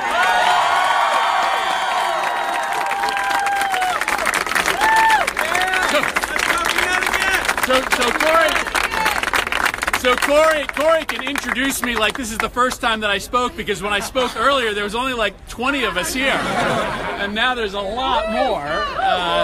So listen, I just want to tell you one quick story, and I want to tell you a story about what motivates me to this fight. But first, I'm going to repeat what I said to this smaller group, because I think it's a reminder of why we're here. We're talking about politics and organizing and the nuts and bolts of this piece of legislation, but in the end we're here because there is a basic morality involved in the idea that health care should be a human right, not something you get if you...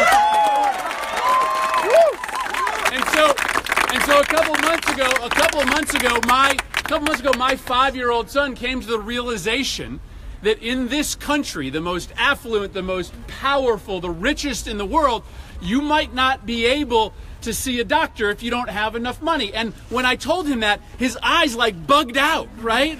Because to a 5-year-old, right, to somebody that sort of approaches the world with a purity, they can't imagine that in this country we let that happen. They can't imagine, for all the abundance and goodness that we have, that we would make a conscious decision, a conscious choice not to make sure that everybody can stay alive if they're sick. We make the choice that everybody gets to breathe clean air. We make the choice that people get to go to school at least up until 12th grade. Why don't we make the choice that people can be free from sickness? And I decide to fight because of a story that comes back to me over and over and over again, and I'll just tell it quick and then I'll sit down.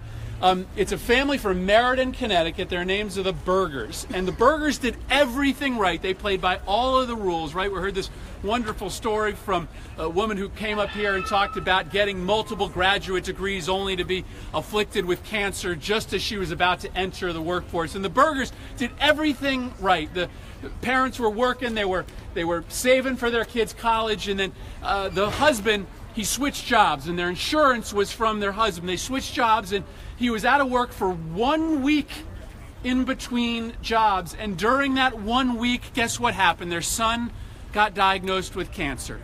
And when he went to sign up for the new insurance policy, guess what?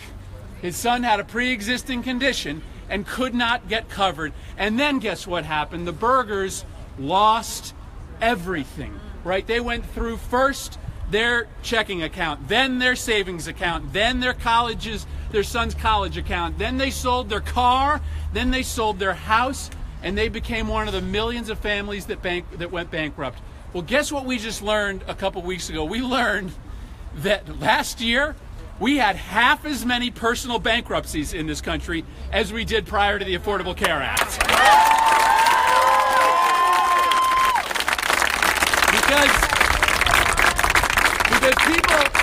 Because people still get sick, and people still sometimes have trouble affording health care. But in this country, by and large, people don't go bankrupt any longer because they get sick, because we have a system that insures them. And I think about them every single day because no one should have to go through what they went through. And yet this bill that we're about to vote on would send us back to those days. And we're not going backwards, right? No! Right?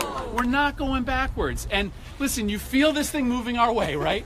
You heard that nervous optimism in Chuck Schumer's voice when he came out here, right? That he could feel that our colleagues were starting to have that moral bone, right? That sort of exists in your gut, start to just ping and twing, and they were starting to realize that maybe this wasn't the right thing to do.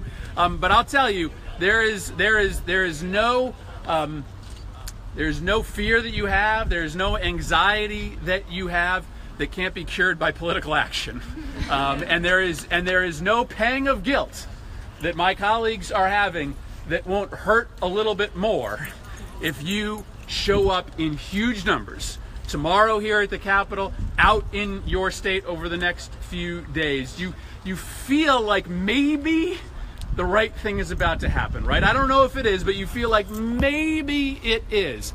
But all we can do is turn out, raise our voice at record levels. And I just believe that for all of you that have spent your portion of your young life working in and around organizing, that you've paid attention to what works and doesn't work, it was all predicate and prelude to this moment, right? To this moment right now. I think the right thing can happen.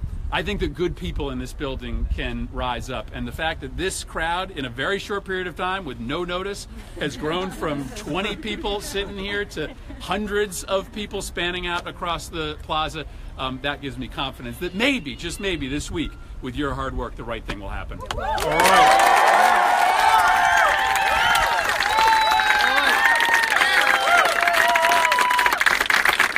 So, we started this around 7 o'clock where we had John Lewis, who sat out here with us for the first hour or so. We've thus since had the great senator from New York, Kirsten Gillibrand, who came out and shared word. We had Hawaii's finest. We had Senator Brian Schatz come out here and share word. And then we had a Brooklyn boy who is now the leader of the Democrats in the Senate, Chuck Schumer. But because I'm from the hip-hop generation, I think we need a little bit of a throwback to somebody who spoke earlier. But I just want you to know something. I get a chance to serve with these women and men in the United States Senate. And I think this has been the lowest point for all of us in our career. That we would see in the Senate a bill come that is so craven, that is so cruel, that even the President of the United States, in a moment of clarity, in a moment of clarity, called the bill mean. And please understand, the Senate version is meaner than the House version. Please understand that this has been a low moment for all Americans. And it is especially insulting because here we stand on the Capitol and we hail our founding fathers. And John Lewis is one of those people that would have reminded you that there was genius in our founding fathers, but you know what? There was a whole lot of imperfection as well. These were men whose vision did not include women. These were men, when they wrote the Declaration of Independence, they referred to Native Americans as savages. Stokely Carmichael used to always say, "Constitute, constitute." I can only say 3/5 of the word. It was guys like John Lewis who fought. It was people like Madam C.J. Walker or Frederick Douglass or Susan B. Anthony that always fought.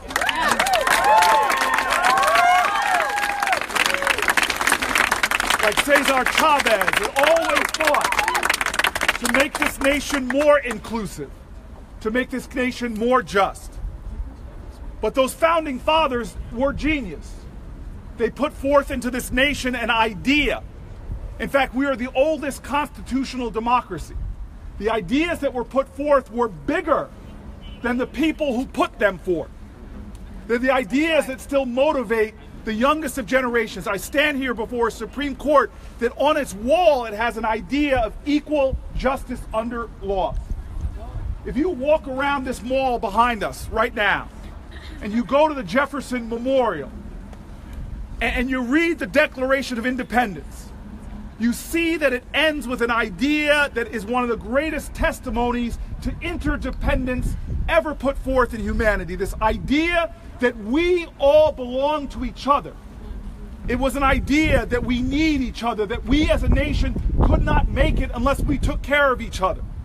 At the end of the Declaration of Independence, it ends with this sentence, that if we're going to make it as a country, it says, and I quote, "We must mutually pledge to each other our lives, our fortunes, and our sacred honor." That's the calling of the United States of America. That we are a people that love each other, that understand that we need each other. Like that old African saying, if you want to go fast, go alone, but if you want to go far, go together. That's right.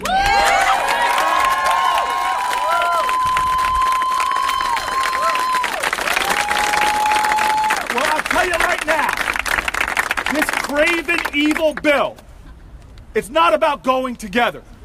It's about leaving people behind. It's about cutting people off. It's about sentencing people to fear and worry and bankruptcy and possibly death. This is a moment in our nation's history that is a moral moment. And we have an obligation to remember those who marched for us and fought for us and scrubbed toilets for us and suffered so that we can enjoy the promise of liberty. Now we have a decision to make.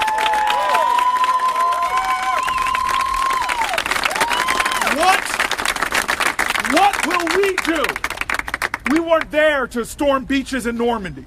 We weren't there to do freedom rides. We weren't there on the Edmund Pettus Bridge. We weren't there with the suffragettes marching. We weren't there with the union organizers facing billy clubs fighting for rights, workers' rights that we take for granted. We weren't there to fight for this nation, but we are here now.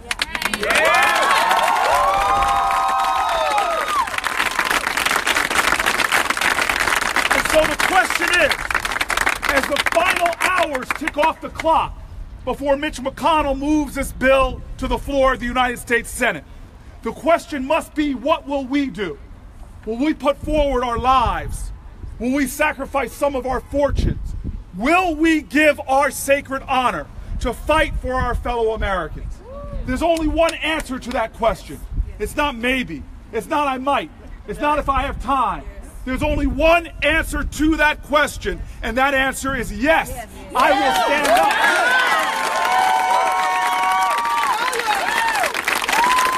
It is yes. I will stand up. Yes.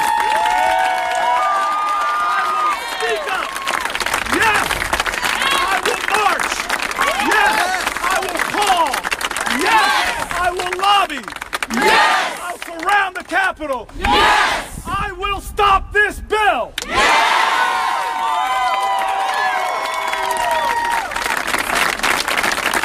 And so I'm proud that on a night when we didn't plan for this, we thought we'd just come out and hold a little Facebook Live session. And now it's turned into a whole bunch of live sessions. But remember, this Capitol does not belong to the senators. No. This Capitol doesn't belong to Congress people. Our house. This is the people's house. We the people. So it's a little late, but I'm fine to stay out here a lot longer. And so right now, I want to ask to come up here and speak again a great United States Senator. One of the great moral voices of our Senate.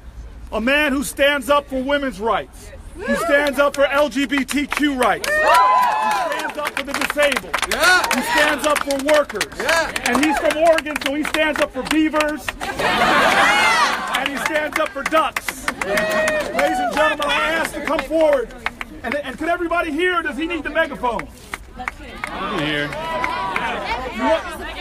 You want the megaphone? I want the megaphone.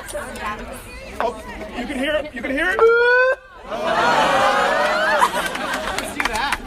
I don't know. He's going to speak while we figure out how to work this. You can yell. Cory Booker, an incredible fighter for the people of America.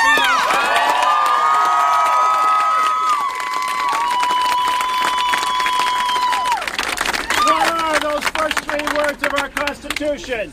We the people! I'm sorry, what was that? We the people! One more time. We the people! You mean it's not we the powerful? No! We the privileged? No! Not we Wall Street? No! We fortunate enough to be born to power and wealth? No! Well, let's get that message out to the people inside who want to have a bill come up on the floor of the Senate that is all about privilege and power and all about ripping health care from we the people. You know, Jefferson, he said in a letter that there's a mother principle in American politics, and that is that the only way that you'll have the will of the people enacted is for everyone to have an equal voice. And let me tell you what, that means that we need to have a Supreme Court that strikes down Citizens United.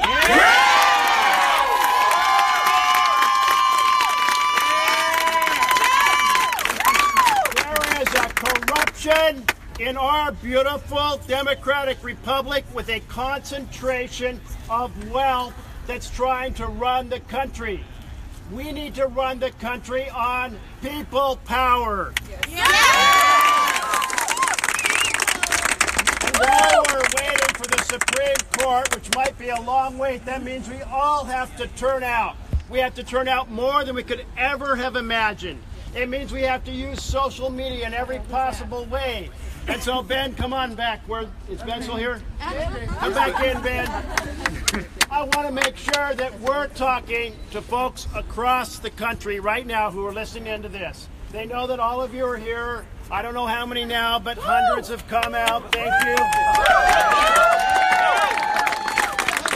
What I want to know, I want everyone here to take their phone out and hold it up in the air. It's like a concert, like, whoa. Well, now, who here will take this tonight and get on their Facebook and tell their friends to be out here at 2 o'clock tomorrow?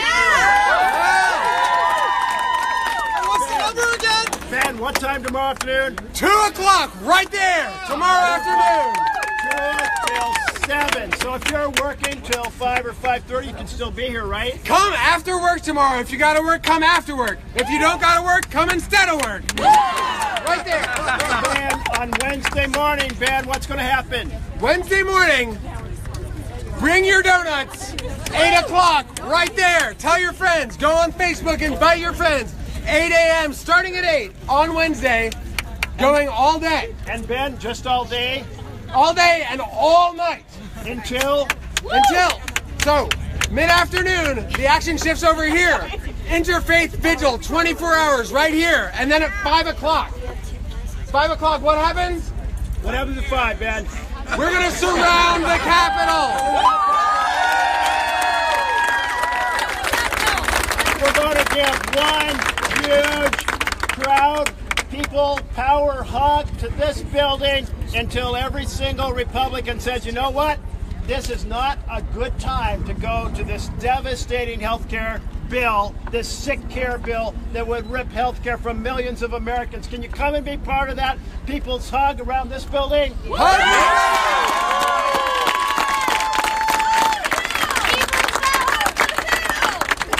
there's a conservative senator from Wisconsin, Ron Johnson.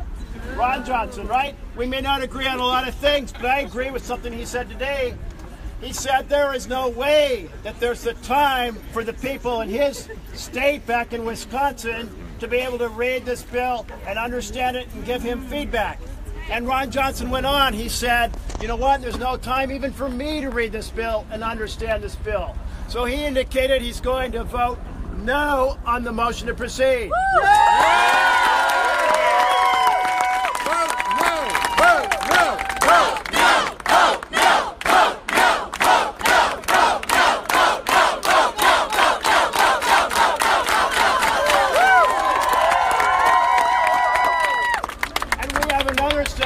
From Maine, as I understand it, I think we heard earlier. Hey, Dick Durbin is here from and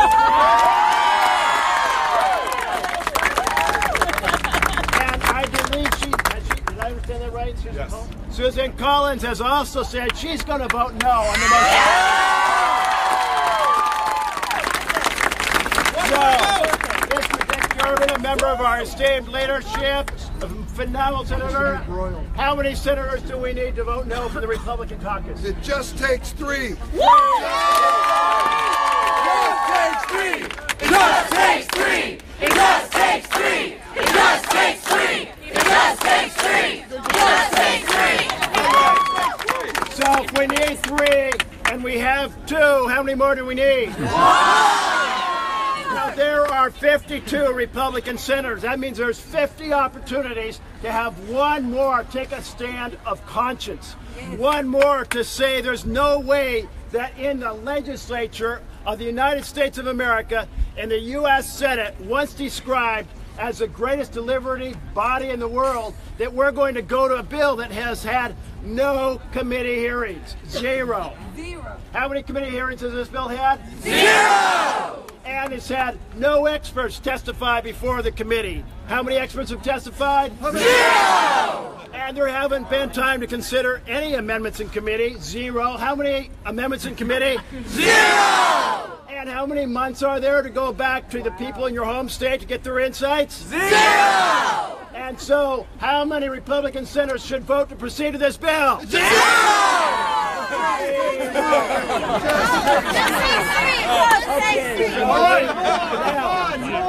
So let me, everybody, we're very fortunate that tonight we have with us, we've had a lot of senators visit. This is a very, very important friend of mine. Many of you might know criminal justice in this country is at a time of great pain. We're only 4% of the globe's population, but we have 25% of the world's imprisoned population. We have so much injustice in this country when it comes to our criminal justice system. It's why great people like Brian Stevenson say, we have a nation that treats you better if you're rich and guilty than poor and innocent. And so one of the best people, friends of mine, who fights on issues, leads on issues, has been a mentor to me on issues, on facing cities and urban places, facing people of color. Truly one of the mentors when I came to the Senate on criminal justice reform, one of our great leaders, and the highest ranking Democrat in the United States Senate. Would you please give a big round of applause for Senator Dick Durbin. I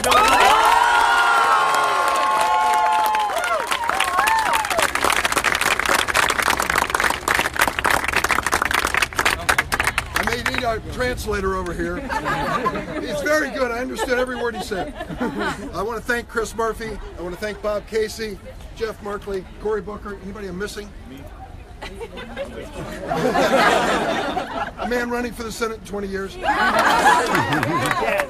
Listen, the most important vote I ever cast in the House or the Senate was for the Affordable Care Act. Why? Because we extended the reach of health insurance to 20 million Americans who didn't have it. I've told this story on the floor many times. If you have ever in your life been the father of a really sick child and didn't have health insurance, you'll never forget it as long as you live. I know that. I've been there. And I don't want that to happen to anyone else. So when I could vote to give health insurance to 20 million more Americans and more to follow, I felt we were finally doing the right thing in America, because health care is a right. It is not a privilege. And now that the Republicans are in control, they are answering that effort by what? By basically saying we're going to repeal the Affordable Care Act. What did the Congressional Budget Office tell us today? How many million Americans will lose their health insurance next year because of the Senate bill? 22 million. 22 million, and next year, first year, 15 million of that. 15 million in that year. And they also changed the rule that said if you're without health insurance for, 60 days, 63 days, something of that nature, you lose your opportunity to buy health insurance for 6 months. You know how many Americans last year went without health insurance for more than 60 days? 30 million. 30 million. Think of the numbers we're talking about. 15 million losing their health insurance, another 30 million running the risk of losing it. This is a disaster made by the Republicans for one reason. Well, for two reasons. First, they despise Barack Obama. They'll do everything they can to turn back his legacy. And second, they are dedicated to a tax cut for the wealthiest people in America. That is what's paid. That is what's going to be paid for by the health insurance that's lost. So this is a matter of social justice. It's a matter of the best medical care for all of our citizens in America. And it's a matter we need to let the people of America know is all about them and their families. And I say this to Trump voters. He promised he was going to make America great again. Don't you want to start by making sure that families are great again so that they have health insurance coverage? That's the So, I've done some quick math here. How many Republican senators does it take to stop this? It just takes 3! It just takes 3! It just takes 3! It just takes 3! And we can get those 3 and more. I take the message back home. In Illinois, in New Jersey, in Oregon, in Connecticut. Where? Mississippi. It's my honor to be with you tonight, but our effort just gets started this evening. We're up late tonight. We'll be up early tomorrow morning. We've got a battle to fight and win this week, and it's a battle for the people across America who count on us. Are we going to do it? Yeah! So we'll wrap our arms around the Capitol. Up the hill, baby. Cory Booker will start the incantations. And we'll look up and we see this dome. It starts moving. And it moves toward justice. And it moves toward justice in criminal justice and healthcare justice. And we're going to wrap our arms around it to make it happen. Thanks, everybody.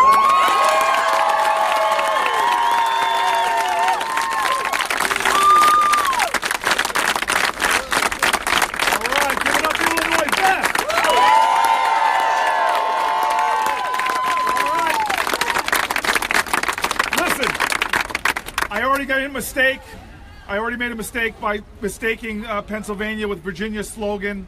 It is not, but there's a lot of love in Pennsylvania as well. Ladies and gentlemen, I want you to know one of the strongest advocates for kids in the United States Senate, one of the strongest advocates for children health care in the United States Senate, a man that knows that the city for brotherly love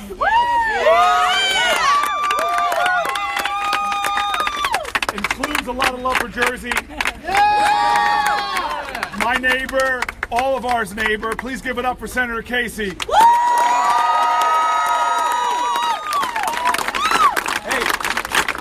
how many people know the guy that spoke before Lincoln at Gettysburg? Do you remember? Edward Everett. And I'm just really intimidated that I have to speak after Booker.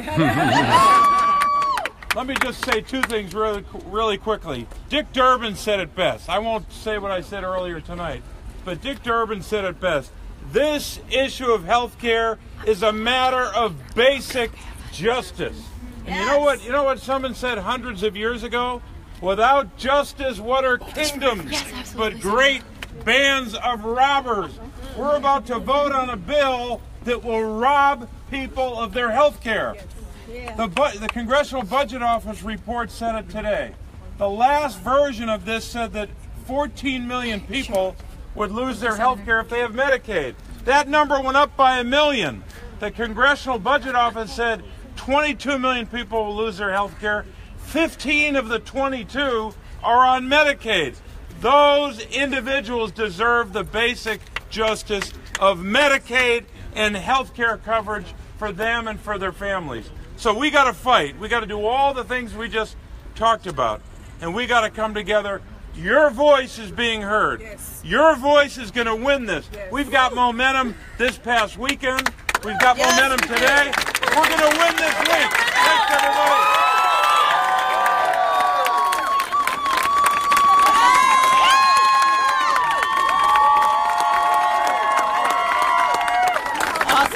All right.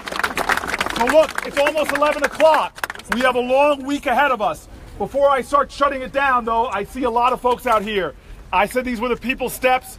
Not only going to hear from some senators. Does anybody else have something they want to add or a question they want to ask? Healthcare story to share. Yes, right here. For those of us who are DC residents, what is our best course of action? We don't have a senator. So the question is, a lot of people here live in Washington, D.C., and unfortunately, I'm a big believer that D.C. should be a state. And so when I get a question like that, I've learned as a junior senator to turn to one of my senior senators. What do you have to say to people from Washington, D.C.? Do you know what a switchboard is? Light up the switchboard. Light it up not only for members of the Senate, that's where you should start, but for members of the House as well. Let them know what the public feels about their miserable bill made worse by the Senate. So get on the phones, and I think there's something called social media. Don't be afraid. Don't be afraid to tweet. Somebody gets up in the middle of the night and tweets. What could that be? All right. All right. I accept that Twitter accusation.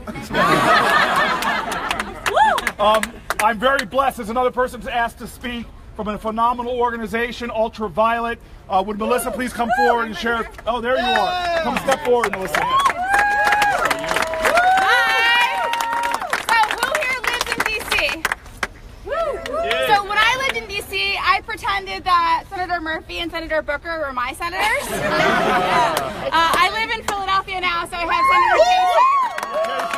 Senator Casey. I saw you the other day. So there's actually one thing that you can do that's really important. So how many of you guys know that they're not having town hall meetings?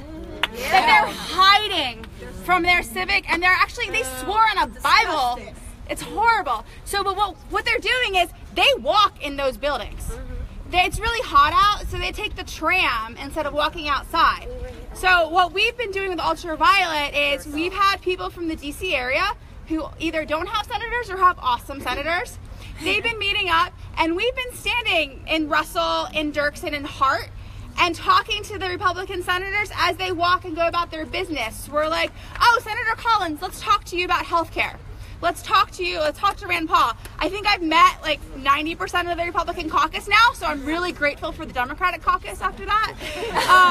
So it's what we can do. So who wants to spend a few hours talking to Republican senators? Woo!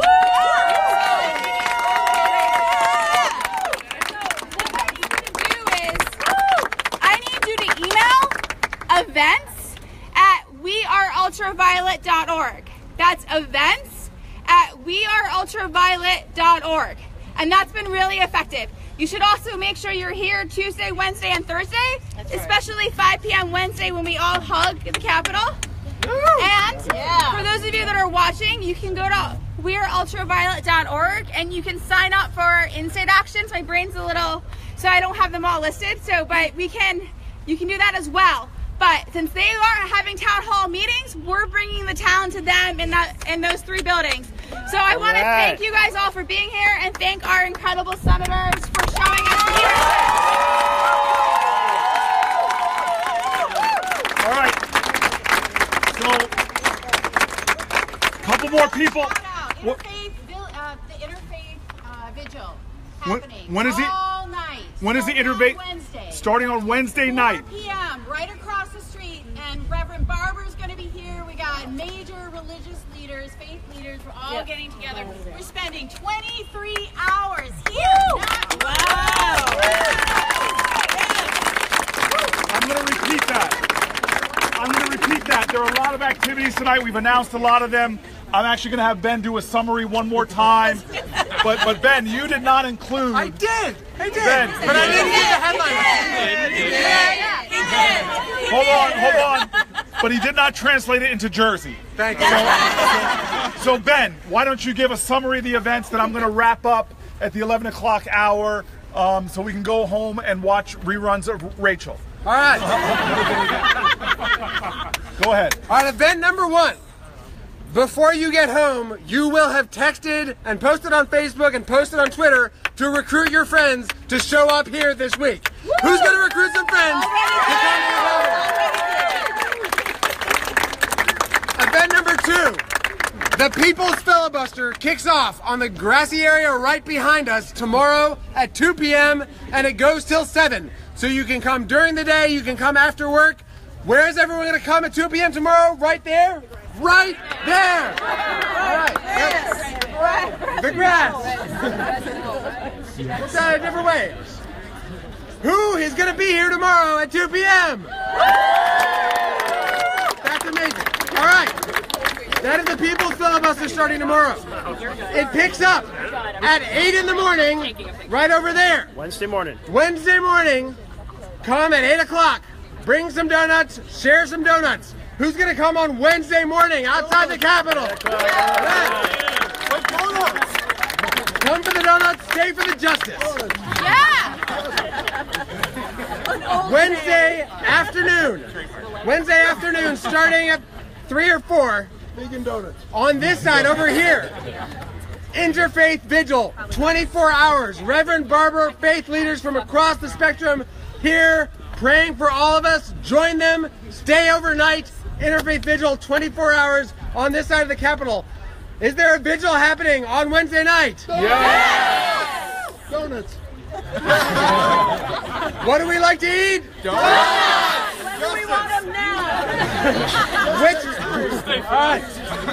Let me just say, religious, moral leaders like Reverend Barber and all the others, they love donuts too. So Thursday morning, bring donuts. What are we going to bring? Donuts! Which morning are we going to bring them? Thursday! Wednesday and Thursday. All right. Every day. All right. And then Thursday, after the vigil, we are going to stay out here until the vote happens. We need thousands of people coming. And there's one thing I just want to reiterate. What are we going to hug on Wednesday at 5 o'clock? What are we going to do to the Capitol on Wednesday at 5 o'clock? Really? Yeah, we're going to have a human chain all the way around the Capitol on Wednesday. All of our friends are going to be there. It's going to be amazing. So that's Tuesday, Wednesday, Thursday, and frankly, if necessary, we will be back on Friday until this bill is gone.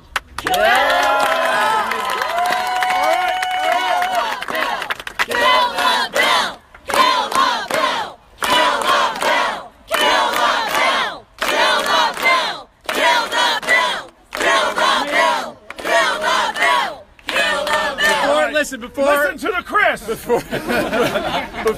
Before we wrap up here, we have a special thanks that we want to give. We didn't give anybody the heads up that there were going to be several hundred people on the Capitol steps and Capitol Plaza. So give a big round of applause to the Capitol Police who are here.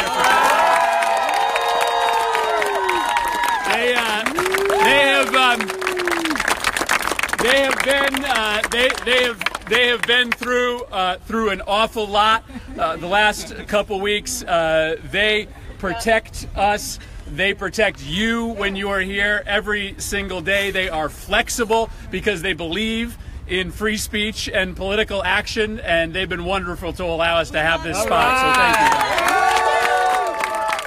So I want to say a few words before we wrap up. When we wrap up, though, please grab Jeff Merkley, grab Chris Murphy, and get your Snapchat out. Take a little Snapchat video. Get your senator or get a senator on your Snapchat. Extra points if you tell Durbin what a Snapchat is.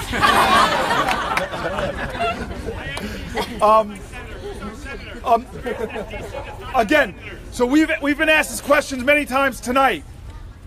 As a guy that was born in Washington, D.C., this city gave my parents an opportunity. It was the activism of this city that allowed my father to be hired by a company that was not hiring black people to become IBM's first black salesman in all the Virginia area. I owe this city so much. My mom worked in the public schools. She gave birth to me in Washington Hospital Center. And understand this, you think you don't have a senator, but I'm telling you right now, you have senators like me and Durbin and Merkley and Murphy. And so know that we are fighting for DC statehood, but more importantly, at a time like this, we are fighting to make sure that DC voices, your voice matters, your voice counts, and everyone's voice must be heard. And that's the point I want to end on. I want to end on that point. I'll come down and talk to you, sir, in a minute. I'll come down to you and talk to you in a second. But I want to end on this point. This is one of those moments in American history that your generations to come are going to look back and wonder, where were you? They're going to wonder where your voice was. Did you speak up when they were trying to take away funding for Planned Parenthood? Did you speak up when they were taking money away from the developmentally disabled? Did you speak up when they tried to roll back opportunities for women and men in their elder years in nursing homes? Did you speak up when they tried to remove health care from homeless and the poor? Did you speak up when they were trying to take away the parity between physical health and mental health? Ooh! Did you speak up when they were trying to hurt the half the children in our nation that are born on Medicaid? This is a moral moment. This is not a political moment. This is not a party moment. This is not a black moment or an Asian moment or a white moment. This is an American moment. And we are a nation. We are a nation that has forged the ideals of this country through the sweat and the sacrifice and the blood of our ancestors. We made this nation more equal and more true for all of its people. And now we are on a precipice. We are at a crossroads. Will we become a nation that drifts further and further to favoring the wealthy and the privileged alone at the expense of all? Will we be a nation that benefits the powerful against the powerless? We have a choice, and we are now at a crossroads. But remember, King said that change does not roll in on the wheels of inevitability. And that means that we cannot, as individual Americans, allow our inability to do everything to undermine our determination to do something in the cause of justice and something in the cause of our country. Right now, the biggest enemy we face is not a handful of senators blocking health care for millions, but it's the silence of the many that have the power to do something about this. Remember, the power of the people is greater than the people in power. Let your voice be heard. Let your voice be heard. We've laid out at least 24 ways in the next 2 to 3 days that you can let your voice be heard. Silence is the enemy. Apathy is the enemy. Indifference is the enemy. We've already seen in a past election what happens when too many people stay home, when too many people don't exercise their constitutional rights and responsibilities. We have seen the consequences of that too many times. And so tonight, This spontaneous outpouring of hundreds of people on the Capitol steps is a good sign. But it means nothing if we leave here and lose momentum instead of gaining it. And so now I call to everyone, and I want to end with the words of a great poet. It's how I end many of my talks. It's a man named Langston Hughes, who called on this country to swear an oath. And remember, for those of you of faith, people who have religious beliefs here, I come from a school of thought that says before you tell me about your religion, first show it to me in how you treat other people. Don't tell me how pious you are or how faithful you are when you treat the least of these with contempt. But we have a civic gospel as well. We have a civic gospel. We swear an oath. We put our hands over our hearts and we speak words that are special in this universe that not every nation believes in. We talk words that are our oath. We say liberty and justice for all. Well, I'm here to tell you right now those words are still aspirational. I'm here to tell you right now that we are in a week where those words will either be made strong and real in the lives of many, or they'll be torn down and disrespected by the actions of the body behind me. And so now I call upon you to swear an oath to your country, to swear allegiance to our ideals, but not with your words, not with your hand over your heart, but your hand outstretched to others. And I invoke the words of a great poet, of Langston Hughes, who said very clearly and very boldly, "Oh, let America be America again, the land that never has been yet, but yet must be. The land where everyone is free, the poor man, the Indian, the Negro, me. And who made America, whose sweat and blood, whose faith and pain, whose hand at the foundry, whose plow in the rain, must make our mighty dream live again. Oh yes, I say it plain, America never was America to me, but I swear this oath, America will be." Let us swear an oath. Let us swear an oath this week that we take responsibility for equal justice in the country, that we take responsibility for liberty and justice for all, that we take responsibility because we are the people, and we will make this a more perfect union. Thank you, everybody. Thank